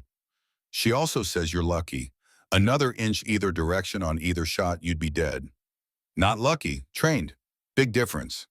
Tommy laughed, the sound containing relief and residual fear mixed together. Yeah, well, your training scared the shit out of everyone. Iron's been here twice a day checking on you. Rachel's been wheeling herself down from her room to sit with you. Brennan and Cross have been by. Even Hammer showed up, though he just stood in the doorway for 5 minutes looking uncomfortable before leaving. Marcus absorbed that information, understanding that his near death had apparently forced Club to confront the reality that losing him would leave vacuum nobody quite knew how to fill. Iron's letter felt more urgent now, more prophetic, the president dying slowly while trying to prepare Marcus for leadership that seemed inevitable, whether Marcus wanted it or not. Lisa called every day, wanted to fly out, but Rachel convinced her to wait until you were conscious and stable. Tommy pulled out his phone, started typing. I'm texting her now. She's going to want to video call the second she knows you're awake. The prospect filled Marcus with complicated emotions. Gratitude that Lisa cared enough to call, anxiety about confronting their damaged relationship while physically and emotionally vulnerable, of fear that this crisis would be catalyst for reconciliation that felt unearned. But maybe that was the point. Maybe relationships didn't heal through deserving, but through showing up, through being present, even when presence was uncomfortable. Tommy, Marcus waited until the kid met his eyes. You did good. Calling the cops, getting them to the cabin probably saved my life, and Ghosts both. I should have been there. Should have gone with you instead of staying at the garage like some kid bench during the important game. You did exactly what I told you to do. You stayed safe, you stayed visible, you called for backup when shit went sideways. That's not being benched, that's being smart. Marcus paused, felt exhaustion pulling at him despite having just woken. Being a brother means trusting that others can handle what you can't. You trusted me to find Ghost. I trusted you to be my safety net. That's how it works. Tommy nodded, seemed to absorb that, the tension in his shoulders easing slightly. Iron wants to see you, said to let him know the second you're conscious and coherent. Should I call him? Yeah, but give me 10 minutes. Need to. Marcus gestured vaguely at himself, at the hospital gown and IV lines and general state of being that fell short of presentable. Tommy squeezed Marcus's uninjured shoulder with surprising gentleness, then headed toward the door. He paused at the threshold, looked back. I meant what I said on the phone before you passed out. I need you, not just as road captain or mentor or whatever, as family. So don't do anything stupid like dying before we get more time together, okay? The raw honesty of it hit Marcus harder than he expected, bypassing the armor he'd built against emotional vulnerability. I'll try. Tommy left, and Marcus was alone with beeping machines, and afternoon sunlight, and the accumulated weight of 58 years spent running from connection. Because connection meant loss, and loss meant grief, and grief meant confronting the reality that he'd loved people and failed them and survived when better people hadn't. His phone sat on the bedside table, charging, cable-connected screen showing 17 missed calls and 43 text messages. He picked it up carefully, shoulder screaming protest at the movement, scrolled through notifications that documented 3 days of people caring about him in ways he'd spent decades convincing himself weren't real. Lisa's messages formed a progression: concern, to panic, to anger, to resignation, to hope. The most recent, from 6 hours ago. Dad, they say you're stable but still unconscious. I'm flying out tomorrow, no matter what anyone tells me. We need to talk. And you need to stop getting shot. Love you. Marcus stared at those last 2 words, love you, typed casually, like they were obvious, like they didn't carry weight of decades of distance and disappointment. He typed back with shaking hand, I'm awake, I'm okay, and I'd like that talk when you get here. He sent it before doubt could intervene, then set the phone down and closed his eyes, not sleeping, just existing in the quiet moment before complications returned and choices demanded making. 10 minutes later, Iron arrived. The club president looked worse than when Marcus had last seen him 3 days ago, grayer, thinner, moving with the careful economy of someone whose body was actively betraying him. Lung cancer eating him from inside while he maintained facade of strength for members who needed him to be permanent fixture rather than temporary leader, counting down toward inevitable end. Iron pulled the chair closer to the bed, sat with audible relief, fixed Marcus with gaze that had evaluated countless men over 4 decades and learned to read truth beneath whatever surface they presented. You look like shit. You should see the other guys. I did. Montana State Police arrested 3 of them fleeing the scene. 2 more were picked up trying to cross into Canada. All 5 are talking, trying to cut deals, giving up information about Black Venom's operations. Iron leaned back, seemed to be deciding how much to share. Your little stunt protecting Ghost broke this wide open. Federal prosecutors are building RICO case that's going to dismantle Black Venom completely. Viper's organization is collapsing, and he knows it. Makes him more dangerous. Desperate men do desperate things. He's still out there. Not for long. Every cop in 3 states is looking for him, and his own people are turning on him, trying to save themselves. He's got nowhere to run, nobody to hide with, and nothing to lose. Classic definition of dangerous animal backed into corner. Iron paused, which is why we need to talk about what happens next. Marcus waited, understanding that whatever came next would be significant, that Iron didn't make hospital visits for casual updates. I'm dying, you know it, I know it, but the club doesn't need to know it yet. I've got maybe 3 months if I'm lucky, maybe 6 weeks if the cancer decides to be aggressive about finishing what it started. Iron's voice carried no self-pity, no fear, just matter-of-fact assessment of reality. Which means we need to handle succession before I'm too weak to manage the transition. Hammer. Hammer would tear this club apart within 6 months. He's too rigid, too stuck in old ways, too unwilling to adapt to reality that Hell's Angels can't survive by pretending it's still 1970. We need someone who understands honor without being imprisoned by it, someone who can lead us toward legitimacy without losing what makes us brothers.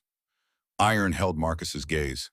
I told you in that letter you're the only member capable of this, and recent events proved it.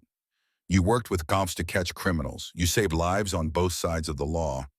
You showed the club that strength and honor aren't incompatible with evolution. I'm 58 years old, I've got cancer, I just got shot twice, and I can barely maintain relationship with my own daughter. What makes you think I can lead 28 men toward anything except mutual destruction? Because you've already been doing it. Tommy looks to you for guidance. Preacher respects your judgment. Even Hammer, though he'd never admit it, recognizes your authority when you speak. You lead through action rather than position, which is the only kind of leadership that matters. Iron coughed, wet and rattling reminder of mortality residing in his lungs. I'm calling vote for next week. You'll be out of hospital by then, strong enough to stand in front of the club. I nominate you for president. You accept, and we transition power before my death makes it emergency rather than planned succession. The weight of it settled over Marcus like a physical burden, responsibility for 28 lives, for club's future, for maintaining tradition while enabling evolution. He thought about all the reasons he was wrong, choice, all the ways he'd failed at leadership in his past, all the damage he carried that seemed incompatible with guiding others toward better futures. Then he thought about Tommy, about the kid needing someone to show him that honor mattered, about Iron dying slowly while trying to preserve something worth preserving, about Rachel, about Ghost, about all the people who trusted him with their lives and their hopes despite having every reason not to. If I do this, if I accept nomination, things change. We work with law enforcement on shared threats. We maintain legitimacy, pay taxes, follow laws that don't violate core principles. We become what you described, brothers, who ride together, not criminals hiding behind motorcycles. I know. That's why I'm asking you instead of Hammer. And if members don't accept the changes, if Hammer and his faction decide new direction isn't what they signed up for, then they leave, and good riddance. The club survives by adapting or dies by refusing. I'd rather lead smaller group committed to honor than larger group committed to self-destruction. Iron stood, moved toward the door, then turned back. Read the letter again. The one I gave you at the clubhouse. I wrote more than you probably remember, including the part about your cancer. How's that going, by the way? Starting treatment next week. Oncologist says odds are good if I commit to fighting.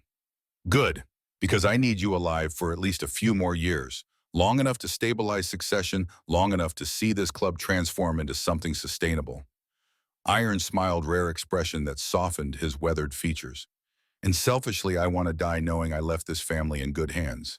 So do me that favor, Reaper. Survive your cancer, survive, Viper, survive, whatever else this universe throws at you. Because if you die before finishing what we started, I'm going to be very disappointed. And dead me might be even scarier than living me. He left, closing the door softly, leaving Marcus alone with decision that felt simultaneously inevitable and impossible. President of Hell's Angels Lodge chapter. Leader of men who'd spent decades defining themselves in opposition to the society Marcus was proposing they engage with. Custodian of tradition he'd have to reshape without destroying. His phone buzzed, Lisa video call request. Marcus stared at it for 3 seconds, then accepted his daughter's face materializing on screen with a particular clarity that made distance feel negotiable. Dad, oh God, you look terrible. You should see the other guys. That's what I'm worried about. Lisa's voice carried mix of relief and exasperation that seemed uniquely suited to parent-child relationships that had survived despite years of mutual disappointment. I'm at SeaTac boarding in 40 minutes. I'll be in Billings by 6 Lodge by 8. Someone named Tommy said he'd pick me up. You don't have to come. I'm fine. I'm recovering. There's no crisis that requires, Dad, stop. I'm coming because I want to, not because I have to. Because we're family and family shows up even when, especially when things are complicated and uncomfortable, and nobody knows quite what to say. Lisa paused, seemed to be gathering courage for something. And because I'm tired of pretending we don't matter to each other.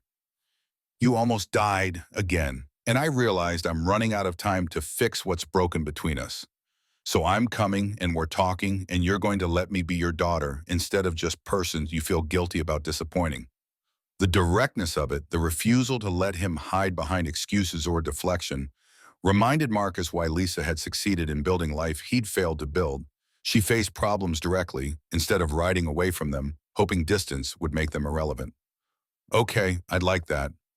Good. And Dad, I love you. I know we haven't said that much recently. I know things have been weird for basically my entire adult life, but it's true. So stop getting shot, stop making choices that might kill you, and let's figure out how to be family again. The call ended before Marcus could respond, leaving him staring at blank screen and feeling something he hadn't felt in years, hope. Not the desperate kind born from denial, but the cautious variety that acknowledged damage while believing repair was possible.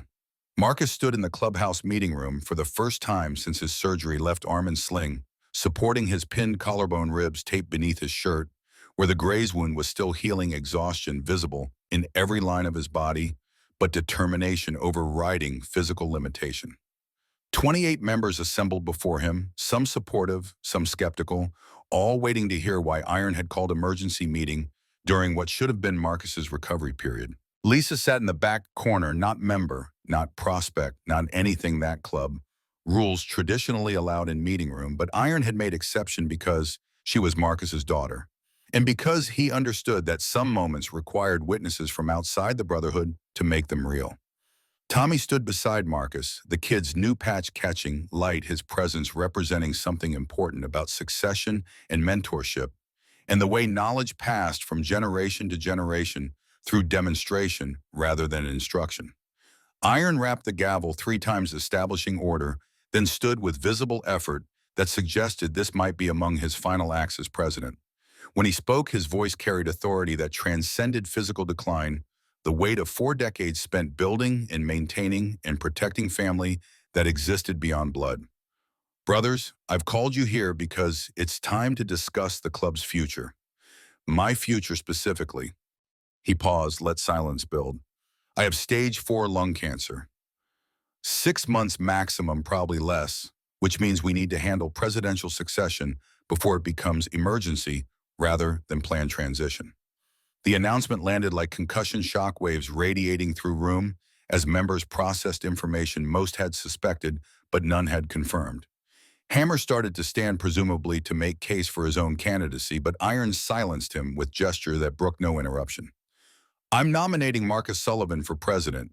He's demonstrated leadership through action, has earned respect across the club, and represents the kind of evolution we need to survive next decade. He's worked with law enforcement to destroy black venom. He's mentored new members like Tommy, and he's shown that honor and adaptation aren't mutually exclusive. Hammer erupted. This is insane. Sullivan violated club code by helping cops, by making us vulnerable to investigations, by saving one of our own from being framed for murder. Iron's voice cut through protest with surgical precision. Black Venom was planning to kill that cop and leave evidence pointing to Hell's Angels. Marcus's intervention prevented war with law enforcement that would have destroyed this chapter. That's not violation, that's strategic thinking that kept us alive. The room fractured into arguments, multiple conversations happening simultaneously, old tensions surfacing with renewed vigor.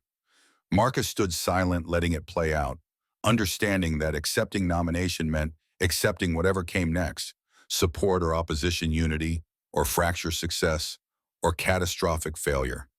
Finally, Preacher stood, the old member's voice, carrying weight that forced attention. I've known Marcus since he prospected. I've watched him make hard calls, handle dangerous situations, and maintain honor even when it cost him personally. Iron's right, Marcus represents evolution without abandonment of principles. I support his nomination. Other voices joined support, from some opposition from others. The democratic chaos that defined club decision-making. When vote was finally called, results came clear. 18 in favor, 10 opposed, 0 abstentions. Not unanimous, but decisive majority. Iron handed Marcus the gavel with ceremony that transcended simple object transfer. This club is yours now, President Sullivan. Lead it well, lead it forward, and don't fuck it up so badly that I regret dying and leaving you in charge.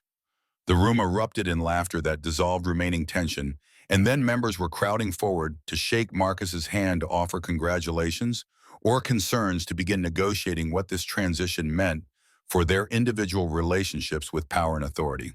Tommy was first, his grip firm despite visible emotion. Congratulations, Prez. You're going to be great at this. You're biased. Doesn't make me wrong. Hammer approached last, his expression containing grudging acceptance mixed with residual hostility. I still think you're a wrong choice, but the club voted, and I respect democracy even when it elects people I disagree with. So I'll support you as president, even though I reserve right to argue when you make decisions I think are stupid. Fair enough. And Derek, Marcus waited until Hammer met his eyes.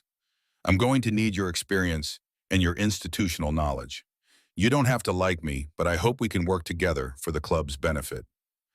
Hammer studied him for a long moment, then nodded once. We'll see. It wasn't acceptance exactly, but it wasn't open warfare either. Marcus would take it. 3 days after Marcus's installation as president, Viper made his final mistake. He tried to get to Tommy. The kid was leaving the garage after evening shifts, surrounded by the protection detail Brennan had maintained despite Black Venom's apparent collapse, when a black SUV pulled alongside him. Window rolled down, Viper visible in driver's seat, scar on his face catching streetlight, weapon visible in his hand. Get in the vehicle, kid. We're going to have conversation about your mentor. Tommy froze, caught between instinct to run and understanding that running might get him shot. The protection detail, 2 unmarked police vehicles, had been caught flat-footed, blocked by traffic too far away to intervene before situation escalated. But Tommy had been raised on streets, had survived years before Hell's Angels by being smart rather than brave. He didn't get in the vehicle. Instead, he did something Viper didn't expect. He pulled out his phone and started recording. Vincent Castellano called Viper VP of Black Venom MC. You're threatening me at gunpoint on public street on video with witnesses. You want to talk about Reaper? Call him yourself, otherwise you're just proving you're a desperate coward who targets kids because you can't face men who would actually fight back. The recording, the witnesses, the police closing in, all of it meant Viper's window for successful kidnapping had closed. He could shoot Tommy and accomplish nothing except confirming his guilt, or he could drive away and try again later with better planning. He chose option 3, desperation. Viper accelerated SUV, jumping curb, aiming directly at Tommy with apparent intention to run him down if he couldn't take him alive. Tommy dove aside, protection detail finally in position, opened fire rounds, punching through windshield and door panels with precision that suggested extensive training. The SUV swerved, hit parked car. Viper tumbled out with weapon raised, wounded, but still dangerous. Two officers went down from his return fire before more police arrived, for overwhelming force made continued resistance impossible before Viper finally dropped his weapon and collapsed against the vehicle he'd turned into a failed escape attempt. The whole encounter lasted 90 seconds. Tommy survived with bruises from his dive onto pavement. Two officers sustained injuries but would recover. And Viper Vincent Castellano, the man who had spent 15 years planning a revenge against Marcus Sullivan, was arrested, charged with attempted murder, attempted kidnapping, assault on police officers, and eventually through evidence Ghost had provided racketeering, drug trafficking, and conspiracy to murder Rachel Vance. Marcus visited him once in county jail 3 weeks after the arrest. Not to gloat, not to threaten, but to close loop that had been open since Cobra's death 15 years prior. They sat across a metal table in visiting room, separated by plexiglass, speaking through phones that transmitted voice while maintaining physical barrier. Viper looked diminished without his leather cut, without his authority, without the power that came from leading organization that no longer existed. Black Venom MC had collapsed completely. Members arrested or scattered, legacy reduced to cautionary tale about what happened when criminal enterprise attracted enough law enforcement attention. You won. Viper's voice carried exhaustion rather than anger. Congratulations. Nobody won. Your brother's dead. Rachel almost died. Ghost lost his ability to live openly. I got shot twice and you're facing 30 years minimum. That's not victory, that's just damage on all sides. Then what was the point? Why did any of this happen? Marcus thought about that question, about the chain of consequences that started with Cobra beating a woman and ended here in county jail with two men staring at each other across divide that ideology and circumstances had created. The point was making choice between what's easy and what's right. Your brother was killing that woman. I stopped him.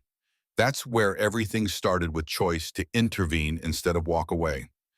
Every decision after that, every consequence, every pain, all of it traces back to that moment when I chose action over convenience. And you think that makes you noble? That choosing to play hero justifies killing my brother? No, killing Cobra was tragedy, but it was necessary tragedy. And I've spent 15 years accepting that necessity doesn't make something less painful, just makes it unavoidable. Marcus leaned forward, making sure Viper could see his expression, could read sincerity in his face. I'm sorry about Cobra, genuinely. He was your family, and losing family carves holes that never fully heal. But I'd make the same choice again if I was back in that parking lot, because letting him kill that woman would have been worse than the pain his death caused. Viper stared at him for a long moment, then something shifted in his expression. Not forgiveness exactly, more like acceptance. That revenge hadn't healed anything, that 15 years of rage had accomplished nothing except spreading damage to more people. I hope it was worth it. All this while, he gestured at the jail, at his circumstances, at the wreckage of his life. For your principles. Me too. Marcus left without saying more, understanding that some conversations didn't have resolutions, some conflicts didn't have winners, some wounds stayed open no matter how much time passed. But at least the active violence had ended. At least no one else would die because two men couldn't figure out how to grieve without seeking vengeance. The leak was exposed through Ghost's evidence recordings of phone calls between Morris and Black Venom's logistics coordinator, emails discussing police operations and how to avoid them, bank records showing payments totaling $180,000 over 18 months. Morris had convinced himself he was reducing harm, controlling distribution, making tragedy like his son's death less likely. Instead, he'd enabled expansion of network that killed more people than the uncontrolled chaos he'd been trying to prevent. He was arrested at his sister's house in Spokane, where he'd fled after Rachel's attack, where he'd been hiding while his world collapsed. In his confession, Morris explained the progression: first contact from Black Venom, offering condolences about his son's suggestions that if distribution was controlled by people who cared about purity and dosage, fewer kids would die from contaminated product. Then small favors, information that seemed harmless. Then payments leveraged fear that stopping would expose everything he'd already done. By the end, Morris was trapped, couldn't stop helping without incriminating himself, couldn't continue without accumulating guilt that made sleep impossible, and eating difficult, and looking his wife in the eye nearly unbearable. His trial lasted 3 weeks. He pled guilty, cooperated with federal prosecutors, testified against every Black Venom member still alive, and capable of being prosecuted. In exchange for cooperation, he received 12 years instead of 25, with possibility of parole after 8. On the day of sentencing, Marcus attended not to gloat, not to judge, but because Morris's story felt like cautionary tale about what happened when good intentions met systemic problems without adequate support structures. The captain had tried to fix broken system through individual action, had failed, had been consumed by the forces he thought he could control. Marcus understood that impulse, had spent decades making similar calculations about how one person could matter in context of overwhelming complexity. The difference was, Marcus had eventually accepted limitations, had learned to work within systems rather than trying to subvert them. After sentencing, Marcus spoke briefly with Morris's wife, Patricia, who'd attended every day of the trial despite humiliation and betrayal her husband's actions represented. "I'm sorry for what he did to Sergeant Vance, for the role he played in all this damage." Patricia studied him with expression that contained grief and confusion and anger, without clear target for any of those emotions. "Did you know my son, Stephen?" "No. He was beautiful, funny, smart, kind, everything parent hopes for. And he got hooked on pills after football injury, escalated to heroin because it was cheaper, died in a gas station bathroom with needle in his arm, and nobody around who cared enough to call ambulance." Her voice remained steady despite tears tracking down her face. "Bob thought he could prevent that from happening to other kids. Thought if he could control the supply, make it safe if fewer parents would lose children the way we lost Stephen. Instead, he just made it easier for dealers to operate, made it possible for more kids to die. The road to hell, right, paved with good intentions. I'm sorry about Stephen, and I'm sorry about Bob. Both losses different ways." Patricia nodded, wiped her eyes, then walked away to begin rebuilding life that had been shattered by choices made with love, but executed with catastrophic misjudgment. 6 months passed. Marcus completed surgery, radiation, hormone therapy for his prostate cancer. Dr. Keller pronounced him in remission, though cautioned that remission meant vigilant monitoring rather than guaranteed cure. The collarbone healed with physical therapy that was precisely as miserable as predicted range of motion, returning gradually through exercises that felt like medieval torture adapted for modern medical practice. Rachel returned to full duty, promoted to captain in ceremony that recognized her courage and her near sacrifice in pursuit of justice. She maintained friendship with Marcus that confused observers who couldn't reconcile cop and Hell's Angel having coffee weekly, discussing everything from PTSD to parenting to whether true redemption was possible or just comfortable fiction people told themselves. Her daughter Maggie started volunteering at veterans organizations after meeting Marcus, something about the grizzled biker who'd saved her mother, inspiring her to connect with people who'd served. Rachel wasn't sure whether to be grateful or worried, settled for both. Tommy thrived. The kid, no longer kid really, but man, emerging from boyhood through trial by fire, took on increasing responsibility. Within club mentored new prospects, demonstrated leadership that suggested he'd someday follow Marcus's path toward presidency. His protection detail was eventually lifted when Black Venom's complete collapse made continued surveillance unnecessary, but he remained cautious, aware that danger could come from unexpected directions. Ghost and his daughter Lily entered witness protection, relocated somewhere federal marshals wouldn't disclose, even to people who'd saved Ghost's life. But 3 months after his disappearance, Marcus received postcard with no return address, no signature, just message. "She started 3rd grade, she's doing great. Thank you." Marcus kept it on his mantle beside his sister's photograph reminder that sometimes the people you saved stayed saved. Iron died on a Tuesday in September, lungs finally surrendering after months of fighting. He went peacefully surrounded by club members who'd been his family for 40 years. His last words to Marcus, simple, "Don't fuck it up." The funeral drew 300 people, Hell's Angels from 6 state, civilians from Lodge, who remembered when Iron had helped rebuild the community center after fire, even a few police officers who'd learned to respect the man despite disagreeing with his choices. Marcus delivered eulogy that managed to honor Iron's complexity without sanitizing his history, to celebrate his life without pretending it had been conventional. Hammer attended, stood in back left without speaking. But 2 weeks later, he approached Marcus with olive branch. "I disagreed with Iron about you, but he was rarely wrong about people. So I'm willing to see how your presidency unfolds. before deciding whether to stay or leave. It was, Marcus reflected, probably the kindest thing Hammer had ever said to him. His daughter visited 5 times over those 6 months, their relationship rebuilding through incremental honesty that felt uncomfortable but necessary. They talked about divorce, about his absence during her childhood, about the ways military service had damaged him in ways neither of them had understood at the time. Lisa didn't offer forgiveness, Ezekieli, but she offered something potentially more valuable: willingness to continue engaging, despite disappointment, willingness to build forward a relationship that acknowledged past without being imprisoned by it. On her 5th visit, she brought someone brand her fiancé, software engineer from Seattle, who looked terrified meeting his future father-in-law, who happened to be president of Hell's Angels chapter. Marcus found the man's terror oddly endearing, appreciated the courage it took to show up despite reasonable fear. "Dad, this is James. James, this is my father." They shook hands, James's grip uncertain, Marcus's careful not to intimidate through excessive strength. They talked for 30 minutes about nothing important, yet Seattle traffic. James's work designing interfaces for medical software. Then Lisa pulled Marcus aside, left, James anxiously examining the clubhouse's collection of vintage motorcycles under Tommy's supervision. "I want you to walk me down the aisle at the wedding, June next year, assuming you're healthy enough to travel." The request hung between them, weighted with implications about reconciliation and forgiveness, and whether people could truly change or just got better at managing damage they couldn't repair. "You sure having Hell's Angels president at wedding might create complications with James's family?" "His family can deal. You're my father.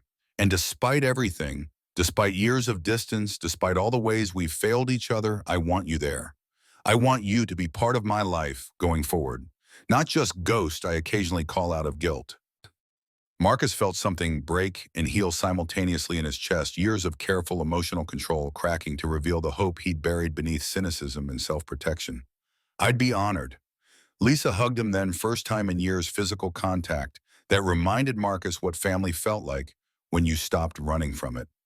Marcus stood in the clubhouse's main room looking at the photographs that lined the walls, decades of brotherhood captured in black and white color, gradually replacing monochrome as years advanced. Iron's photo now hung in center position, memorial to President, who transformed loose association of riders into family that endured. Tommy entered carrying coffee from the diner across the street, handed one to Marcus with easy familiarity that came from months of working side by side.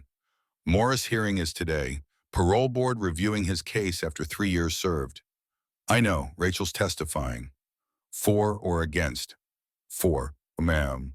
"Says he's done his time, shown genuine remorse, been model prisoner. Says keeping him locked up doesn't serve justice, just serves vengeance." Tommy nodded, processed that through his evolving understanding of how justice worked when principles met pragmatism. "You going, Bato?" "No, that's Rachel's call to make, not mine." Morris hurt her most directly. She gets to decide whether his debt is paid. They stood in comfortable silence, watching through window as Lodge went about its morning business. The town had changed subtly over past months, more cooperation between police and Hell's Angels, fewer incidents of mutual suspicion escalating into confrontation, gradual recognition that shared enemies sometimes created shared purpose. Viper's trial starts next month. Federal prosecution for the RICO charges. Ghost is flying back from wherever he's been hidden to testify. "I know. You planning to attend?" Marcus thought about that question, about whether watching Viper's conviction would provide closure or just remind him that some conflicts didn't end cleanly, some wounds stayed open regardless of legal resolutions. "Maybe, haven't decided yet." His phone buzzed. Brennan message brief, "Coffee tomorrow. Want to discuss partnership opportunities between P and your club for community outreach. Rachel says you're reasonable. Prove her right." Marcus smiled, typed back, confirmation. 6 months ago, the idea of Hell's Angels doing community outreach with police department would have been absurd. Now it felt like logical extension of evolution. Iron had started and Marcus was continuing. "You know what Iron told me right before he died?" Tommy's voice carried the particular quality of someone sharing confidence that mattered. "He said the best thing he ever did was making you president. Said you'd lead us somewhere he couldn't have taken us, somewhere between what we were and what we needed to become. He said that, yeah, said you were bridge between past and future, between tradition and adaptation. Said if anyone could keep this club alive into the next generation, it was you.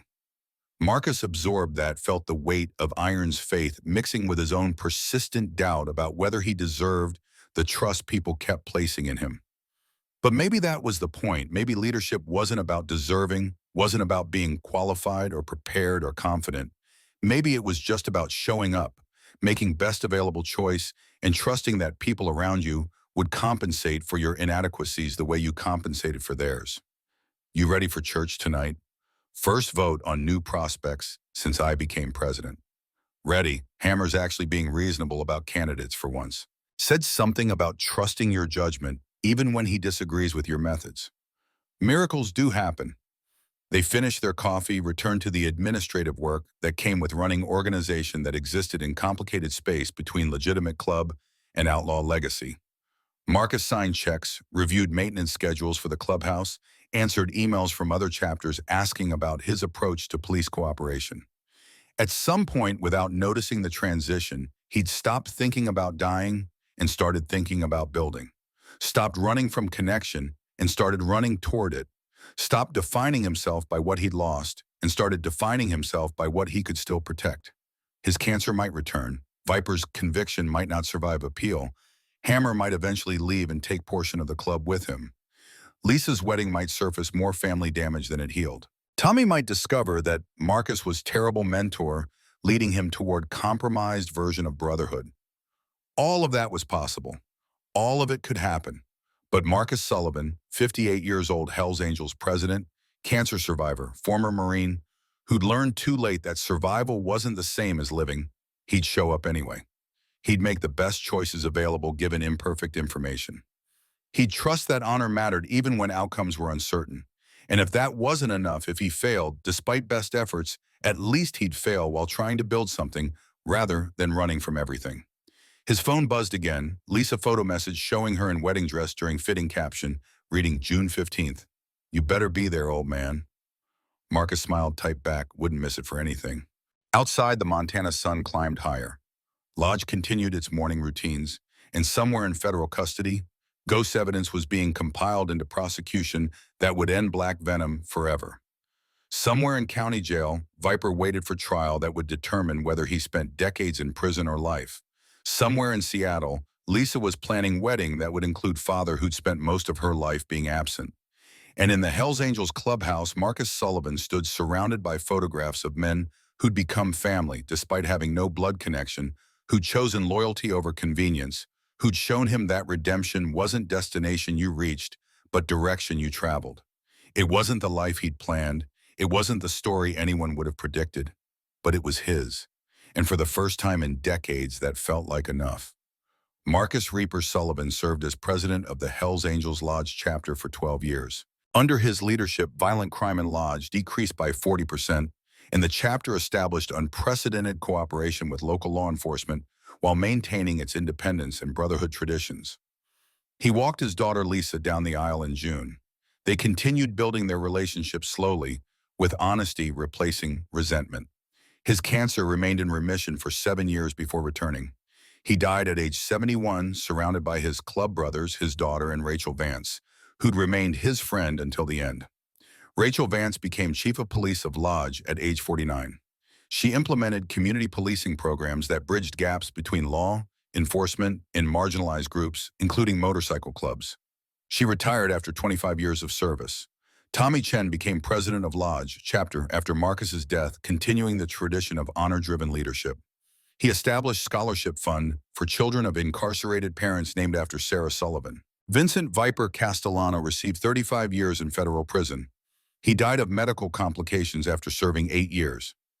Edward Ghost Martinez and his daughter Lily remain in witness protection.